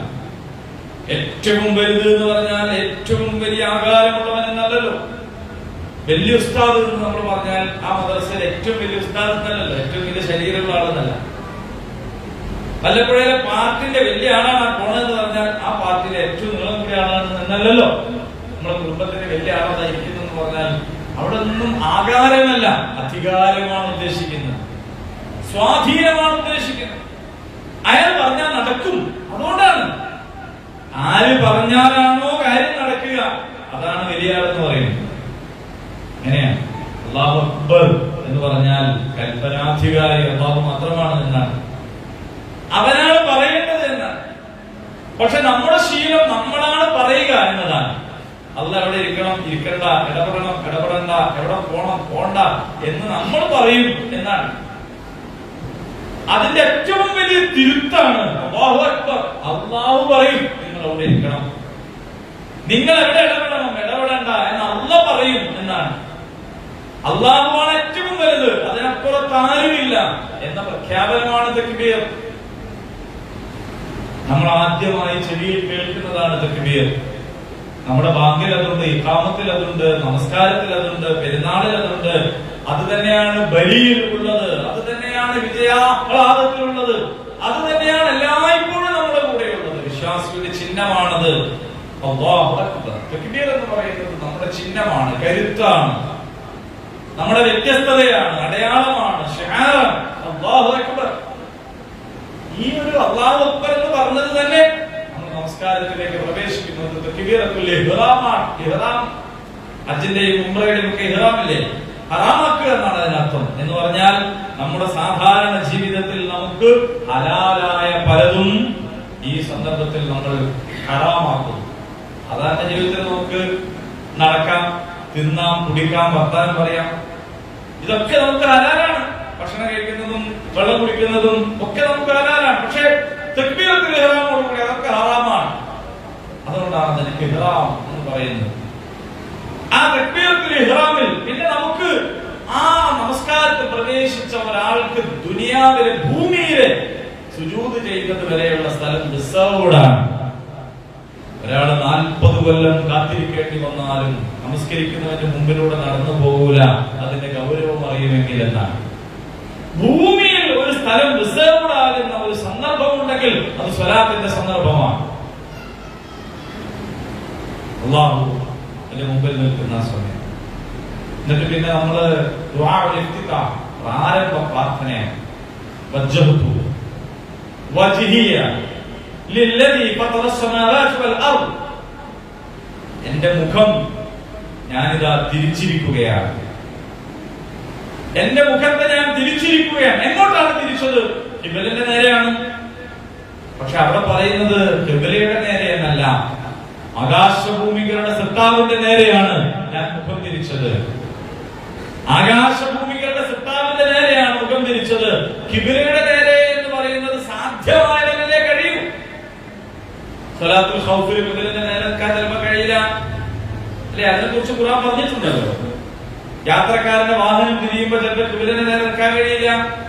സാധ്യമായതാണല്ലോ മുഖം ഖിബലയുടെ നേരെ തിരിക്കാൻ കഴിയുക. പക്ഷെ നിന്റെ മനസ്സ് റബ്ബിന്റെ നേരെ തിരിക്കാൻ അതിലൊരു വിട്ടുവീഴ്ചയും ഇല്ല. അപ്പോൾ ഇതാ പ്രപഞ്ചനാഥന്റെ നേരെ ഞാൻ എന്റെ മുഖത്തെ തിരിച്ചിരിക്കുന്നു. ഹനീഫൻ, ഞാൻ ഹനീഫാണ്. മുസ്ലിമൻ, ഞാൻ മുസ്ലിമാണ്. മുസ്ലിമാന്ന് പറഞ്ഞപ്പോൾ നമുക്ക് മനസ്സിലായി. ഹനീഫ് എന്താണ്? ഇബ്രാഹിം അലൈഹിസ്സലാമിനെ കുറിച്ച് അല്ലാഹ് പറഞ്ഞതാണ് ഹനീഫ്. നമ്മളോട് അല്ലാഹ് പറഞ്ഞതാണ് നിങ്ങൾ എന്ത് ചെയ്യണം? ഇബ്രാഹിം അലൈഹിസ്സലാമിന്റെ മില്ലത്ത്, മില്ലത ഇബ്രാഹിമ ഹനീഫ, ഹനീഫായ ഇബ്രാഹിമിന്റെ മില്ലത്ത് പിന്തുടരണം. എന്താണ് ഹനീഫ് എന്ന് പറഞ്ഞാൽ? അൽ മാഇൽ, ചാഞ്ഞവനാണ്, ചെരിഞ്ഞവനാണ്, പക്ഷം ചേരുന്നവനാണ്, നിഷ്പക്ഷനല്ല കേട്ടോ ഹനീഫ്. നന്മയും തിന്മയും കാണുമ്പോ നടുക്ക് നിൽക്കുന്നവനല്ല, നേരും തെറിയും കാണുമ്പോ രണ്ടില്ലാതെ മാറി നിൽക്കുന്നവനല്ല. നമുക്കങ്ങനെ ഒരു തെറ്റുകാരനുണ്ട്, ഓരോ മുത്തൊക്കെയാണ്, ഗുണത്തിനുമില്ല ദോഷത്തിനുമില്ല. ഗുണത്തിനും ദോഷത്തിനും ഇല്ലാത്തവരുടെ പേരല്ല മുത്തഖി. ഹനീഫിന്റെ പേരാണ് മുത്തഖി. അൽ മാഇൽ, ചാഞ്ഞവനാണ്, ചെരിഞ്ഞവനാണ്, പക്ഷം ചേരുന്നവനാണ്. മിൻ അദ്യാനിൽ ബാത്തിൽ ഇലാ ദീനിൽ ഹഖ്, എല്ലാ ബാത്തിലായി പോകുന്ന ദീനുകളിൽ നിന്നും ഹഖായിട്ടുള്ള ദീനിലേക്ക് ചാഞ്ഞവരാണ്. അതാണ് ഹനീഫ് എന്ന് പറഞ്ഞാൽ. ഇനി നിസ്കാരം തുടരണം വേണ്ട എന്നുള്ളത് ചില കാര്യങ്ങൾ ആലോചിച്ചിട്ട് ചെയ്താൽ മതി. ഞാൻ ആരാണ്, എന്റെ നിലപാട് എന്താണ്? ഇത് നിസ്കാരത്തിലെ നിലപാടല്ല, ഇത് ജീവിതത്തിലെ നിലപാടാണ്. ഓരും വേണം, ജലും വേണം. അല്ല, ഓരൊക്കെ നമ്മുടെ കൂടെ ഉണ്ടെങ്കിലല്ലേ പോലീസ് സ്റ്റേഷനിലൊക്കെ ആവശ്യത്തെ കുറിച്ച് തരാൻ ആളുണ്ടാവുള്ളൂ. പിന്നെ ഇവരും വേണം. അതൊന്നും കബറിന്റെ ശിക്ഷന്റെ കാര്യമൊക്കെ ഇവര് നോക്കണം, മറ്റു ദുനിയാവിലെ കാര്യം ഇവര് നോക്കണം. ഇങ്ങനെ എല്ലാത്തിനും കൂടി ചെതറിത്തെറിച്ച് കിടക്കുന്ന അങ്ങനെയല്ല. അദിയാനിൽ ബാത്തിൽ, ബാത്തിലായ സകല ജീവിത ദർശനങ്ങളിൽ നിന്നും, ബാത്തിലായ സകല ജീവിത കാഴ്ചപ്പാടുകളിൽ നിന്നും, മനുഷ്യനിർമ്മിതമായ എല്ലാറ്റിൽ നിന്നും ഇലാ ദീനിൽ ഹഖ്, അല്ലാഹു തആല അയച്ചു തന്ന ഒരു ദീനുണ്ട്. വഹുവല്ലദീ അർസല റസൂലഹു ബിൽ ഹുദാ വദീനിൽ ഹഖ് ലിയുദ്ഹിറഹു അലദ്ദീനി കുല്ലി, അലദ്ദീനി കുല്ലി. നോക്കൂ നിങ്ങൾ, എല്ലാം സത്യമാണ്, എല്ലാ പുഴകളും അവ പോയി കടലിലേക്ക് ചേരും. ഏതെങ്കിലും ഒരു പുഴയിൽ ഞാനും ഉണ്ടാവും, ഇങ്ങനല്ല. എല്ലാ ദർശനങ്ങളുടെയും മേലെ അള്ളാഹുവിന്റെ ഹക്കായ ദീനിനെ സ്ഥാപിക്കാനും നിലനിർത്താനുമാണ് റസൂലുള്ളാഹി സ്വല്ലല്ലാഹു അലൈഹി വസല്ലം വന്നത്. ആ ദീനിലേക്ക് ചാഞ്ഞവരാണ് ഞാൻ എന്നാണ് ഹനീഫൻ എന്ന് പറയുന്നത്. മുസ്ലിം മുശ്രിക്കീൻ. എന്നിട്ട് പിന്നെ പറയണം, ഞാൻ ശിർക്ക് ചെയ്യുന്നവരല്ല, ഞാൻ ശിർക്ക്. അവിടെ നിന്നാണ് ശിർക്ക് തൗഹീദിന്റെ പ്രശ്നം കിടക്കുന്നത്. അവിടെ ദീൻ സ്വീകരിക്കുന്നതുമായി ബന്ധപ്പെട്ട കാര്യമാണ് പറയുന്നത്. ജീവിതത്തിന്റെ കാഴ്ചപ്പാട് എന്താണ്, ജീവിതത്തിലെ ദർശനം ഏതാണ്, ജീവിതത്തിന്റെ പ്രത്യയശാസ്ത്രം ഏതാണ്, ജീവിതത്തിൽ ഞാൻ സ്വീകരിക്കുന്ന രാഷ്ട്രീയം എന്താണ്, ഇതിനെക്കുറിച്ച് പറയുന്നിടത്ത് മുശ്രിക്കീൻ, ഞാൻ അങ്ങനെ അള്ളാഹുവിൽ പങ്കു ചേർക്കുന്നവനല്ല, അള്ളാഹു അയച്ചു തന്ന ജീവിത വ്യവസ്ഥയിലേക്ക് കുറച്ചൊരു പോരായ്മയുള്ളത് അപ്പുറത്ത് നിന്ന് എടുത്ത് ചേർക്കുന്നവരല്ല. ഇന്ന സ്വലാത്തി, ഇന്ന സ്വലാത്തി, തീർച്ചയായും എന്റെ സ്വലാത്ത്, വനുസുക്കി, എന്റെ എല്ലാ ആരാധനാ കർമ്മങ്ങളും, വമഹ്യായ, എന്റെ ജീവിതം. അപ്പൊ തന്നെ എല്ലാമായി. ഇനി ഏതെങ്കിലും ഒരാൾക്ക് തോന്നുകയാണ് ജീവിതം പറയുമ്പോ ജീവിതത്തിൽ എല്ലാ സന്ദർഭവും പറഞ്ഞാലും മരണം അതിന്റെ പുറത്തല്ലേ, മരണവും ലോകരക്ഷിതാവായ അല്ലാഹുവിനാകുന്നു. അപ്പോ നിസ്കാരവും അനുഷ്ഠാനങ്ങളും ജീവിതവും മരണവും. ജീവിതം എന്ന് പറയുന്നതിൽ എന്തെല്ലാം പെടുമോ ഒരു മനുഷ്യൻ ദുനിയാവിൽ ജീവിക്കുമ്പോഴതെല്ലാം അതിൽ പെടും. ഇനി മരണം അതിന്റെ പുറത്താണോ എങ്കിൽ മരണവും ലോകരക്ഷിതാവായ അല്ലാഹുവിനാകുന്നു. ഇത് അല്ലാഹുവിന്റെ മുമ്പിൽ നിന്ന് നടത്തുന്ന പ്രതിജ്ഞയാണ്. അപ്പൊ ചില ആൾക്കാർ പറഞ്ഞു അത് പിന്നെ കുറച്ച് പ്രശ്നമാണ്. അപ്പൊ അതുകൊണ്ട് എന്ത് ചെയ്യാന്ന് വെച്ചാല് ഹദീസിൽ വന്നിട്ടുള്ള വേറെയും പ്രാർത്ഥനകളുണ്ട്. നിസ്കാരത്തിന്റെ തുടക്കത്തിൽ ചെല്ലാൻ വേറെയും പ്രാർത്ഥനകൾ വന്നിട്ടുണ്ട്, അത് ചെല്ലാൻ തുടങ്ങി. പക്ഷെ യഥാർത്ഥത്തിൽ ഇത് ഖുർആനിന്റെ ആയത്താണ്. നിങ്ങളത് നിസ്കാരത്തിൽ ചൊല്ലിയാലും ചൊല്ലിയിട്ടില്ലെങ്കിലും അല്ലാഹു ഖുർആനിൽ പറഞ്ഞതാണ്, ഖുൽ ഇന്ന സ്വലാത്തി വനുസുക്കി വമഹ്യായ വമമാതി ലില്ലാഹി റബ്ബിൽ ആലമീൻ. അത് പറഞ്ഞിട്ട് തീർക്കുന്നില്ല.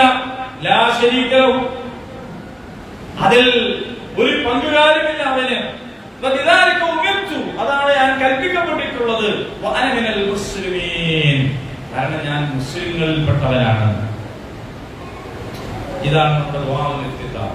ഞാൻ പറയുന്നത് വുദൂ ചെയ്ത് നിയ്യത്തോടുകൂടി അല്ലാഹുവിന്റെ മുമ്പിൽ നേർക്കുനേരെ നിന്ന് ഈ വജ്ഹത്തു നമ്മൾ അർത്ഥം അറിഞ്ഞെന്ന് ചൊല്ലിയാൽ സലാം വീട്ടി കഴിഞ്ഞാല് ഇതിനെതിരാവാൻ നമുക്ക് കഴിയില്ല. നമ്മുടെ നിലപാടുകളിൽ വെള്ളം ചേർക്കാൻ നമുക്ക് കഴിയില്ല. റസൂലുള്ളാഹി സ്വല്ലല്ലാഹു അലൈഹി വസല്ലം കാണിച്ചു തന്നിട്ടുള്ള ഉസ്വത്തുൽ ഹസന, ഉത്തമമായ മാതൃകയിൽ നിന്ന് പുറത്തേക്ക് പോകാൻ നമുക്ക് കഴിയില്ല. റസൂലുള്ളാഹി സ്വല്ലല്ലാഹു അലൈഹി വസല്ലം കാണിച്ചു തന്നതല്ലാത്ത ഒരു ജീവിത ദർശനത്തിന്റെ വക്താവാകാൻ നമുക്ക് സാധ്യമല്ല. കാരണം എല്ലാം റബ്ബിന് കൊടുത്തു കഴിഞ്ഞു എന്നതാണ് അതിന്റെ പ്രത്യേകത. അങ്ങനെയാണ് 23 കൊല്ലക്കാലം റസൂലുള്ളാഹി സ്വല്ലല്ലാഹു അലൈഹി വസല്ലം നിസ്കരിച്ചത് എന്ന് നമ്മൾ മനസ്സിലാക്കേണ്ട കാര്യമാണ്. പിന്നെ നമ്മൾ ഫാത്തിഹയിലേക്ക് പ്രവേശിക്കുമ്പോ അള്ളാഹു നമ്മളോട് സംസാരിക്കുകയാണ്. സുഹൃത്തുക്കളെ, നമ്മൾ ഫാത്തിഹയിൽ പരിശുദ്ധ ഖുർആനിൽ പരിശുദ്ധ നമസ്കാരത്തിൽ ഓതുന്ന ഖുർആനായത്ത് അതൊരു ഓഫറാണ്. പരിശുദ്ധ ഖുർആനിൽ നിന്ന് നമ്മൾ പാരായണം ചെയ്യുന്നതിന്റെ പ്രതിഫലാർഹമാണ്. ഒരൊറ്റ ഹർഫിന് 10 ഇരട്ടി പ്രതിഫലമുണ്ട് എന്നാണ്. പക്ഷെ അത് സ്വലാത്തിലാകുമ്പോഴോ നമസ്കാരത്തിലാകുമ്പോഴോ അത് കൂടുതൽ വലിയൊരു ഓഫറാണ്. എന്താണ്? റസൂലുള്ളാഹി സ്വല്ലല്ലാഹു അലൈഹി വസല്ലം പഠിപ്പിക്കുകയാണ്, ഒരാൾ നമസ്കാരത്തിലായിരിക്കെ അൽഹംദുലില്ലാഹി റബ്ബിൽ ആലമീൻ എന്ന് പറഞ്ഞാൽ, അൽഹംദുലില്ലാഹി റബ്ബിൽ ആലമീൻ, സർവ്വലോക രക്ഷിതാവായ അല്ലാഹുവിനാണ് സർവസ്തുതിയും എന്ന് പറഞ്ഞാൽ, ഹമിദനി അബ്ദി, ആര് പറയും? അല്ലാഹു പറയുന്നു. പിന്നെ എന്ത് വേണം നമുക്ക്? ഇത് മക്കയിലെ ഇമാം നിസ്കരിക്കുമ്പോഴുള്ള മറുപടിയല്ല. ഇത് മക്കയിലെയും മദീനയിലെയും ഇമാമിങ്ങളുടെ നിസ്കാരത്തിന് മാത്രമുള്ള മറുപടിയല്ല. സാധുക്കളായ നമ്മൾ, ഇൽമു കുറഞ്ഞ അമല് കുറഞ്ഞ സാധുക്കളായ നമ്മൾ ഓരോരുത്തരും നമ്മളുടെ വീട്ടിന്റെ അകത്ത് റൂമിൽ ഇരുന്ന് ഒറ്റയ്ക്ക് രാത്രി എണീറ്റ് രാത്രി നിസ്കാരം നിർവഹിക്കുമ്പോ ആരോരും അറിയാത്ത കാണാത്ത നേരത്ത് ഞാൻ എന്റെ ഒറ്റയ്ക്ക് എന്റെ മുറിയിൽ ഇരുന്നിട്ട് രാത്രിയിൽ നിസ്കരിക്കുകയാണെങ്കിൽ ആ നമസ്കാര നേരത്ത് പോലും അൽഹംദുലില്ലാഹി റബ്ബിൽ ആലമീൻ എന്ന് പറഞ്ഞാൽ ലോകരക്ഷിതാവ് മറുപടി പറയും ഹമിദനി അബ്ദി. എന്താ വേണ്ടത്? പിന്നെന്ത് സങ്കടാണുള്ളത്? പിന്നെന്ത് ദുഃഖാണ്? ഇതുകൊണ്ടാണ് സ്വലാത്ത് അത്താണിയാകുന്നത്. റസൂലുള്ളാഹി സ്വല്ലല്ലാഹു അലൈഹി വസല്ലം പറയുമായിരുന്നതാണ്, ബിലാൽ ആശ്വസിപ്പിക്കൂ ബിലാൽ. എന്താ ആശ്വസിപ്പിക്കേണ്ടത്? ഭക്ഷണം കൊണ്ട് കൊടുക്കാനല്ല, ആശ്വസിപ്പിക്കൂ ബിലാൽ. എന്താ വേണ്ടത്? ബാങ്ക് കൊടുക്കാൻ വേണ്ടി പറയാണ്, ആശ്വസിപ്പിക്കൂ ബിലാൽ. കാരണം സ്വലാത്ത് ആശ്വാസമാണ്. ഹമിദനി അബ്ദി അർറഹ്മാൻ റഹീം എന്ന് പറയുന്ന അബ്ദി, എന്റെ അടിമയെ പുകഴ്ത്തിയിരിക്കുന്നു എന്ന് അല്ലാഹു പറയും. മാലിക് യൗമിദ്ദീൻ എന്ന് പറയും മജ്ജദനി അബ്ദി, എന്റെ അടിമ എന്നെ പുകഴ്ത്തി എന്നെ മഹത്വപ്പെടുത്തിയിരിക്കുന്നു എന്ന് പറയും. ഇയ്യാക നഅ്ബുദു വ ഇയ്യാക നസ്തഈൻ എന്ന് നമ്മൾ പാരായണം ചെയ്യുമ്പോ അല്ലാഹു പറയുമെന്നാണ്, ഹാദാ ലി അബ്ദി ഹാദാ ബൈനി വ ബൈന അബ്ദി വലി അബ്ദി മാ സഅൽ. ഇത് എന്റെയും എന്റെ അടിമയുടെയും ഇടയിലുള്ള കാര്യമാണ്. എന്റെ അടിമക്ക് അവൻ ചോദിക്കുന്നതെന്തോ അതുണ്ട്. ഇഹ്ദിന സിറാത്തുൽ മുസ്തഖീം മുതൽ വലല്ലാഹി വരെ പറയുമ്പോൾ അല്ലാഹു പറയുന്നതാണ്, ഹാദാ ലി അബ്ദി, ഇത് എന്റെ അടിമക്കുള്ളതാണ്. വലി അബ്ദി മാ സഅൽ, എന്റെ അടിമ എന്താണോ ചോദിക്കുന്നത് അവൻ അതുണ്ട്. നിങ്ങൾ ഈ അടിമ അടിമ എന്നിങ്ങനെ പറയുമ്പോ അത് എവിടെ കേട്ടതാ? സുബ്ഹാനല്ലദീ അസ്റാ ബി അബ്ദിഹി. റസൂലുള്ളാഹി സ്വല്ലല്ലാഹു അലൈഹി വസല്ലമയെ കുറിച്ച് അല്ലാഹു പറഞ്ഞതാണ് അബ്ദ്. അതേ പേരാണ് എന്നെയും നിങ്ങളെയും കുറിച്ച് അല്ലാഹു പറയുന്നത്, അബ്ദി. അല്ലാഹുവിലേക്ക് ചേർത്ത് എന്റെ അടിമ എന്ന് പറയണം, എന്റെ അടിമ. പോയിട്ട് നിസ്കരിച്ചോ? ആ സ്വലാത്തില് ഈ ഓർമ്മ വെച്ച് പറഞ്ഞോ? മഹത്തുക്കളായ മുൻഗാമികളെ ചിലർ ഫാത്തിഹ ചൊല്ലുമ്പോ രണ്ടായത്തുകൾ തമ്മിൽ വിടവുണ്ടായിരുന്നു എന്നാണ്. എന്തായാലും അറിയോ? അൽഹംദുലില്ലാഹി റബ്ബിൽ ആലമീൻ എന്ന് പറഞ്ഞിട്ട് അവർ അവരുടെ ആത്മാവ് കൊണ്ട് അല്ലാഹു റബ്ബുൽ ഇസ്സത്തിന്റെ മറുപടി ഇങ്ങനെ കേൾക്കുക. എല്ലാ കേൾവിയും ഈ കാതുകൊണ്ടല്ല, ഈ കാതുകൊണ്ടെല്ലാം കേൾക്കാൻ കഴിയില്ല, ഈ കണ്ണുകൊണ്ടെല്ലാം കാണാൻ കഴിയില്ല. ഈ കണ്ണുകൊണ്ട് കാണുന്നത് മാത്രമല്ലല്ലോ ഉള്ളത്, ഉള്ളതെല്ലാം കാണുന്നില്ലല്ലോ. നമ്മള് കാണുന്നതെല്ലാം ഉള്ളതും അല്ലല്ലോ. അത് വേറൊരു സംഗതിയാണ്. ഇപ്പൊ അതെ വേറെ പറയണോ? കാണുന്ന എല്ലാ സംഗതി ഉള്ളതല്ലല്ലോ. എന്തൊക്കെ കാണുന്നുണ്ട് നമ്മള്? എല്ലാം ഒന്നും ഉള്ളതല്ല. അതുപോലെ തന്നെ ഉള്ളതെല്ലാം കാണുന്നില്ല. അപ്പൊ അല്ലാഹു എന്നോട് എന്നെ കുറിച്ച് പറയുന്നത് എനിക്ക് കേൾക്കാൻ കഴിയും. അത് ഈ കാതുകൊണ്ടല്ല. നമ്മൾ കാതുകൊട്ടൻ എന്ന് പറയുന്ന കേൾവി ശക്തി ഇല്ലാതായി പോയവർക്കും കേൾക്കാൻ കഴിയുന്ന ഒരു കേൾവിയാണത്. അപ്പൊ അവരിങ്ങനെ അൽഹംദുലില്ലാഹി റബ്ബിൽ ആലമീൻ എന്ന് പറയുമ്പോ ആ കേൾവി ഇങ്ങനെ കേൾക്കുമെന്നാണ്. ആ കേൾവിക്ക് കാതുകൊത്തെന്ന് പറഞ്ഞു നോക്കൂ. അല്ലാഹു റബ്ബുൽ ഇസ്സത്ത് ആരോടായിരിക്കും പറയുന്നത്? എന്റെ അടിമാണ്. അല്ലാഹുവിന്റെ മുഖറബീങ്ങളായ മലായികത്ത്, നമുക്ക് അറിഞ്ഞുകൂടാത്ത ഒരുപാട് ലോകവും ഒരുപാട് പടപ്പുകളും ഒരുപാട് സിസ്റ്റവും ഒക്കെ ഉണ്ടല്ലോ അല്ലാഹുവിന് മാത്രമായി. അവിടെ ഉള്ളവരോട് നമ്മളെ കുറിച്ച് പറയാണ്. നമ്മൾ ആരാണപ്പോ? നമ്മൾ നമ്മളെ കുറിച്ച് കേട്ടിട്ടുള്ളത് എന്താണ്? അടിച്ചമർത്തപ്പെട്ട പിന്നോക്ക ന്യൂനപക്ഷം അല്ലേ? നമ്മൾ ആരാണ്? നമ്മുടെ ഈ പ്രപഞ്ചത്തിന്റെ നാഥന്റെ അബിതാണ്. നമ്മുടെ കണക്ഷൻ ആരുമായിട്ടാണ്? റബ്ബുമായിട്ടാണ്. ഞാൻ പോവാണ് എന്റെ റബ്ബിന്റെ അടുത്തേക്ക്, അവൻ എന്നെ വഴി നടത്തുമെന്ന് പറയാൻ പ്രവാചകന്മാർക്ക് സാധിച്ചത് എന്തുകൊണ്ടാണ്? പേടിക്കണ്ട, റബ്ബുണ്ട് നമ്മളെ കൂടെ, അല്ലാഹു നമ്മുടെ കൂടെ ഉണ്ട് എന്ന് പറയാൻ കഴിഞ്ഞത് എന്തുകൊണ്ടാണ്? ഈ ഒരു കണക്ഷൻ നിലനിർത്തിയത് കൊണ്ടാണ്.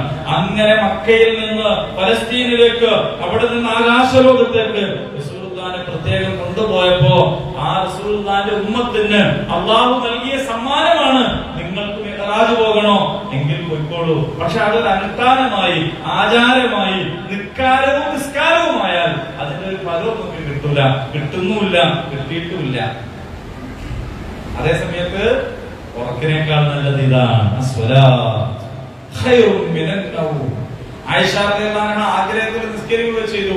പക്ഷേ ഇത്ര ഒരു മനസാന്നിധ്യം കുറഞ്ഞു പോയി ഉറക്കം വന്നു എന്ന് തോന്നിയപ്പോൾ റസൂലുള്ളാഹി പറഞ്ഞു, പോയി കിടന്ന് ഉറക്കു പെണ്ണേ. കേട്ടിട്ടില്ലേ നിങ്ങൾ? കാരണം എന്താണ്? ഈ സ്വലാത്ത് ഉറക്കം തൂങ്ങി ചെയ്യേണ്ട കാര്യമല്ല, ഉറക്കം ഉണർന്ന് ചെയ്യേണ്ട. ഉറക്കിൽ നിന്ന് ഉണർന്നെണീറ്റ് ചെയ്യേണ്ടതാണ് ഈ സ്വലാത്ത് എന്ന് പറയുന്നത്. ഉറക്കം വന്നാൽ പോയി കിടന്ന് ഉറങ്ങണം, ഉണർച്ചയിൽ സ്വലാത്ത് അനുഷ്ഠിക്കണം. അപ്പോൾ ഈ ബോധത്തോടു കൂടിയിട്ട് ചെയ്യണം. സ്വലാത്തിൽ നമ്മൾ ചൊല്ലുന്ന ഓരോ വാക്കിനെയും വിവിധം ഇടകേറി പരിശോധിച്ച് മനസ്സിരുത്തി ചെയ്യണം, സമയാസമയത്ത് ചെയ്യണം. ഇന്ന സ്വലാത്ത കാനത അലൽ മുഅ്മിനീന കിതാബൻ മൗഖൂത. അതേ സമയബന്ധിതമായിട്ട് നമുക്ക് മേൽ നിർബന്ധമാക്കിയ കർമ്മമാണ് സ്വലാത്ത്. ഹഫിദു അലസ് സ്വലവാത്ത്. നിങ്ങൾ അതുകൊണ്ട് ഈ നമസ്കാരങ്ങളെ എല്ലാം നന്നായിട്ട് സംരക്ഷിച്ചോളൂ. വസ്വലാത്തുൽ വുസ്താ, മധ്യ നമസ്കാരം. അത് അഭിപ്രായങ്ങളെ പറ്റി പറഞ്ഞിട്ടുണ്ട്. ഒരഭിപ്രായം എല്ലാ ഫർദ് നമസ്കാരങ്ങളും സ്വലാത്തുൽ വുസ്തയാണ് എന്നാണ്. അല്ലാത്ത നമസ്കാരങ്ങളും ശ്രദ്ധിക്കണം, സൂക്ഷിക്കണം, കരുതണം, ജാഗ്രത വേണം.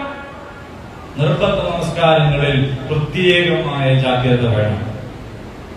ആ ജാഗ്രതയോട് കൂടിയിട്ട് നിസ്കരിച്ച് അവസാനം നമ്മൾ അത്തഹിയാത്ത് ചൊല്ലി പിരിയാണ്. അത്തഹിയാത്ത് ചൊല്ലി പിരിയാണ്. ഒരു സദസ്സിന് ഞാൻ പറഞ്ഞു അത്തഹിയാത്ത് എന്ന് ചെല്ലുന്നു. അപ്പൊ അവർ വന്ന് നിസ്കരിക്കുമ്പോഴേ ഓർമ്മയാവുള്ളൂ. കാരണം അതൊരു യാന്ത്രികമായ കയ്യെട്ടി ഇങ്ങനെ തുടങ്ങിയിട്ട് ഇങ്ങനെ പോവാണ്. എന്താണ്, ആരോടാണ്, എന്തിനാണ്, ആ യുദ്ധത്തിന്റെ പ്രത്യേകത എന്താണ്, എന്താണ് ആ പറയണത്, എന്തിനാണ് വെറുതെ ചൂണ്ടുന്നത് എന്ന് ഓർത്തിട്ടൊന്നല്ല. കൈ ഇങ്ങനെ ചൂണ്ടിപ്പോ ഏതായാലും എന്തായാലും അങ്ങനല്ല. അങ്ങനെ ആവുമ്പോൾ ഇത് അത്താണിയാവൂല, അത് ഭാരമേ ആവൂ. മുത്തഖീയുടേതാവില്ല, മുനാഫിക്കിന്റേതാവും. മുനാഫിക്ക് നിസ്കരിക്കൂല എന്നല്ലല്ലോ ഖുർആൻ പറഞ്ഞത്. ഖാമു കുസാല, അലസന്മാരായിട്ട് അവർ നിസ്കരിക്കുമെന്നാണ്. അവരുടെ പ്രത്യേകത എന്താണ്? അതിൽ അള്ളാഹിനെ കുറിച്ച് വളരെ കുറച്ചേ ഓർമ്മിക്കുള്ളൂ എന്നാണ്. തിരിച്ചു നിങ്ങൾ ചിന്തിക്കണം അതിനെ പറ്റി. അള്ളാഹിനെ കുറിച്ച് കുറച്ചേ നമ്മുടെ നിസ്കാരത്തിൽ ഓർമ്മ വരുള്ളൂ എങ്കിൽ അബ്ദുല്ലാഹി ഇബ്നു ഉബൈ എന്ന മദീനയിലെ മുനാഫിക്കിനെ പറ്റി മാത്രമല്ല ഖുർആനിൽ മുനാഫിക് എന്ന് പറയുന്നത്. അല്ലാഹു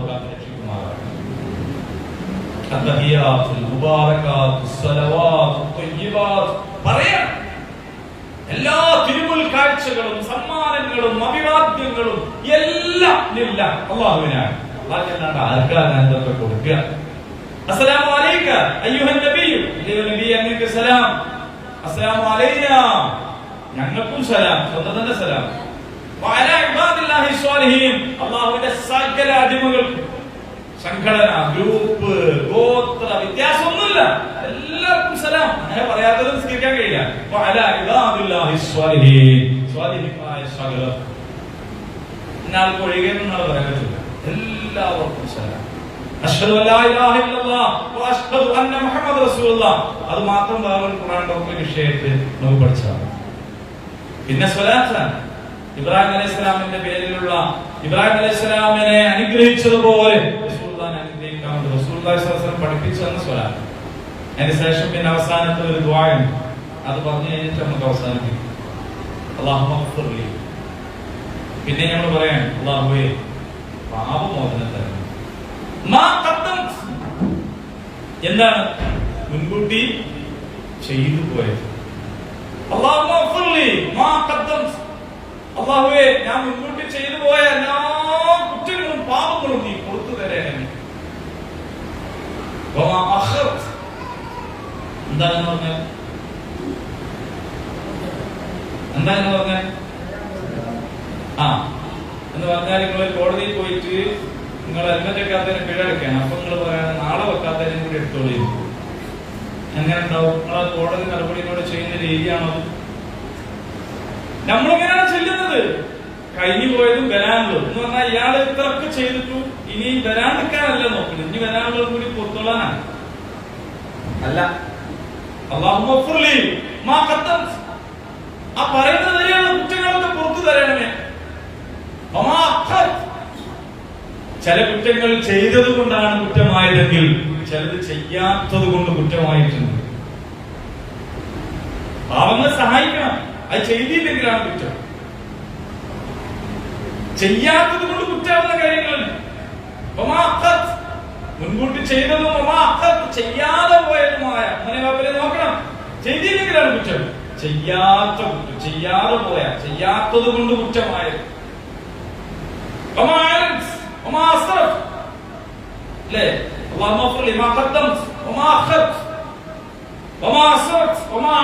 രഹസ്യമായ പരസ്യമായ ഇതൊക്കെ പറയാൻ, ഇതൊക്കെ പറഞ്ഞിട്ട് തീരുന്നില്ല.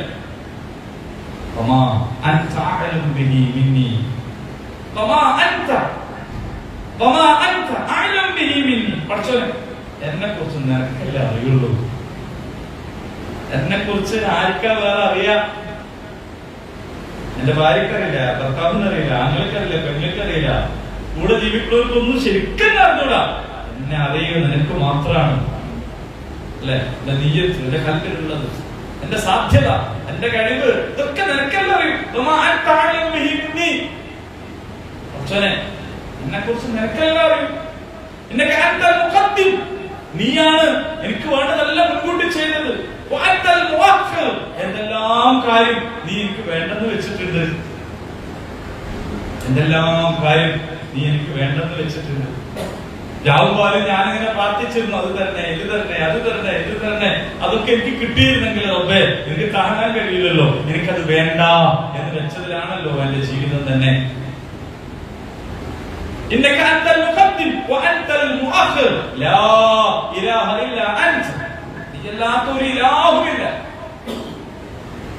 ഇതാണ് അദ്ദേഹത്തിൽ നമ്മൾ ചെല്ലുന്നത്. ഇതും കൂടി കഴിഞ്ഞ സലാം കിട്ടാൻ വിചാരിച്ചിട്ട് അല്ലേ, ഇങ്ങനെ പറഞ്ഞാൽ ഒന്നും ഉണ്ടാവില്ല.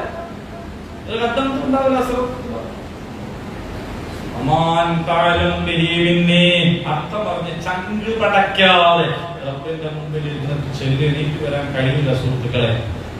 ആലോചിച്ചിട്ടാണ് ചെല്ലുന്നതെങ്കിൽ.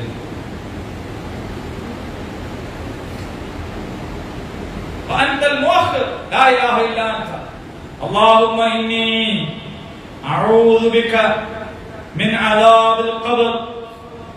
എന്താ അത് പറയുന്നത്? എന്താ അത് പറയുന്നത്? സ്വലാത്തിൽ ഖുശൂ ഉണ്ടാവാൻ എന്താ ചെയ്യേണ്ടത്? ഇദാ കുൻത ഫീ സ്വലാത്തിക ഫസല്ലി സ്വലാത്തൻ വതഇ.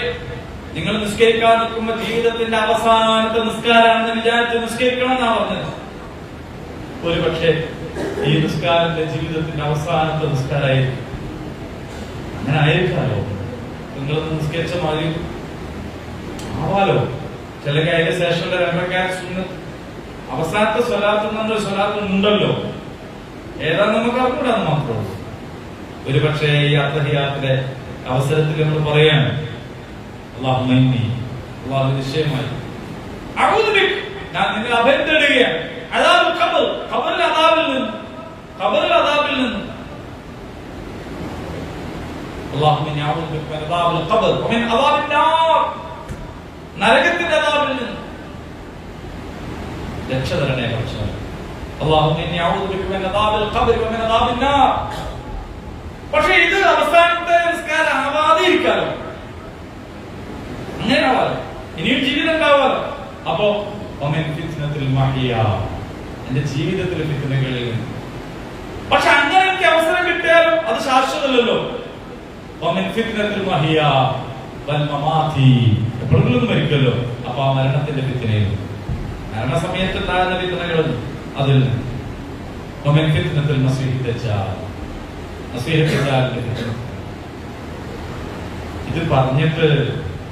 ഇത് പറഞ്ഞപ്പോ നമ്മൾ പിന്നെ അവിടെ ഒന്നല്ല ഉള്ളത്. നമ്മൾ അള്ളാഹുമായിട്ടുള്ള സംഭാഷണമാണ്, അള്ളാഹുമായിട്ടുള്ള അഭിമുഖമാണ്, മിഅ്റാജാണ്.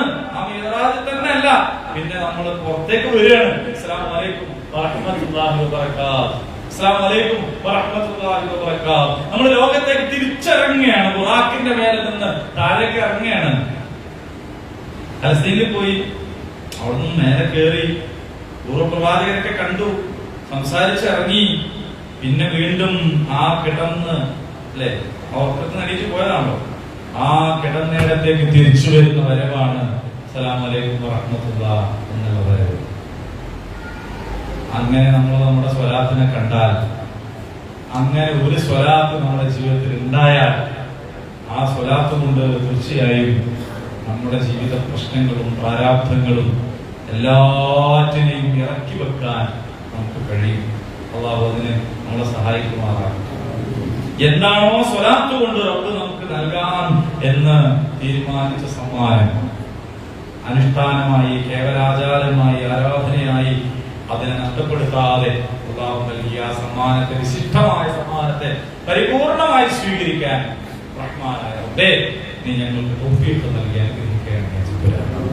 ഒരുപക്ഷെ ഇന്നത്തെ ഈ കൂടിച്ചേരൽ നമ്മുടെ ജീവിതത്തിലെ സ്വലാത്തിനെ കുറിച്ച് തിരിച്ചറിവിന് ഒരു നിമിത്തമായെങ്കിൽ റഹ്മാനായ റബ്ബേ ഇതിന്റെ പ്രതിഫലം ഒട്ടും കുറയാതെ അനേകം ഇരട്ടിയായി ഈ സംസാരിച്ച, പറഞ്ഞ ഇതെല്ലാം സ്വീകരിച്ച് നീ ഞങ്ങൾക്ക് നൽകി അനുഗ്രഹിക്കാൻ. ഉപകാരപ്രദമായ വിജ്ഞാനം നീ ഞങ്ങൾക്ക് വർദ്ധിപ്പിച്ചു തരണമേ. ഉപകാരമില്ലാത്ത അറിവിൽ നിന്ന്, ശമനമില്ലാത്ത രോഗങ്ങളിൽ നിന്ന്, വീട്ടിൽ തീർക്കാൻ കഴിയാത്ത കടബാധ്യതകളിൽ നിന്ന്, മരണസമയത്തെ അദാബിൽ നിന്ന്, ഖബറിലെ അദാബിൽ നിന്ന്, നരകശിക്ഷയിൽ നിന്ന് റഹ്മാനായ റബ്ബേ ഞങ്ങളെയും ഞങ്ങൾക്ക് പ്രിയപ്പെട്ട എല്ലാവരെയും കാത്തുരക്ഷിക്കണമേ. اللهم ربنا تقبل منا انك انت السميع العليم وتب علينا انك انت التواب الرحيم. ربنا آتنا في الدنيا حسنة وفي الآخرة حسنة وقنا عذاب النار. آمين. الحمد لله رب العالمين. السلام عليكم ورحمة الله وبركاته.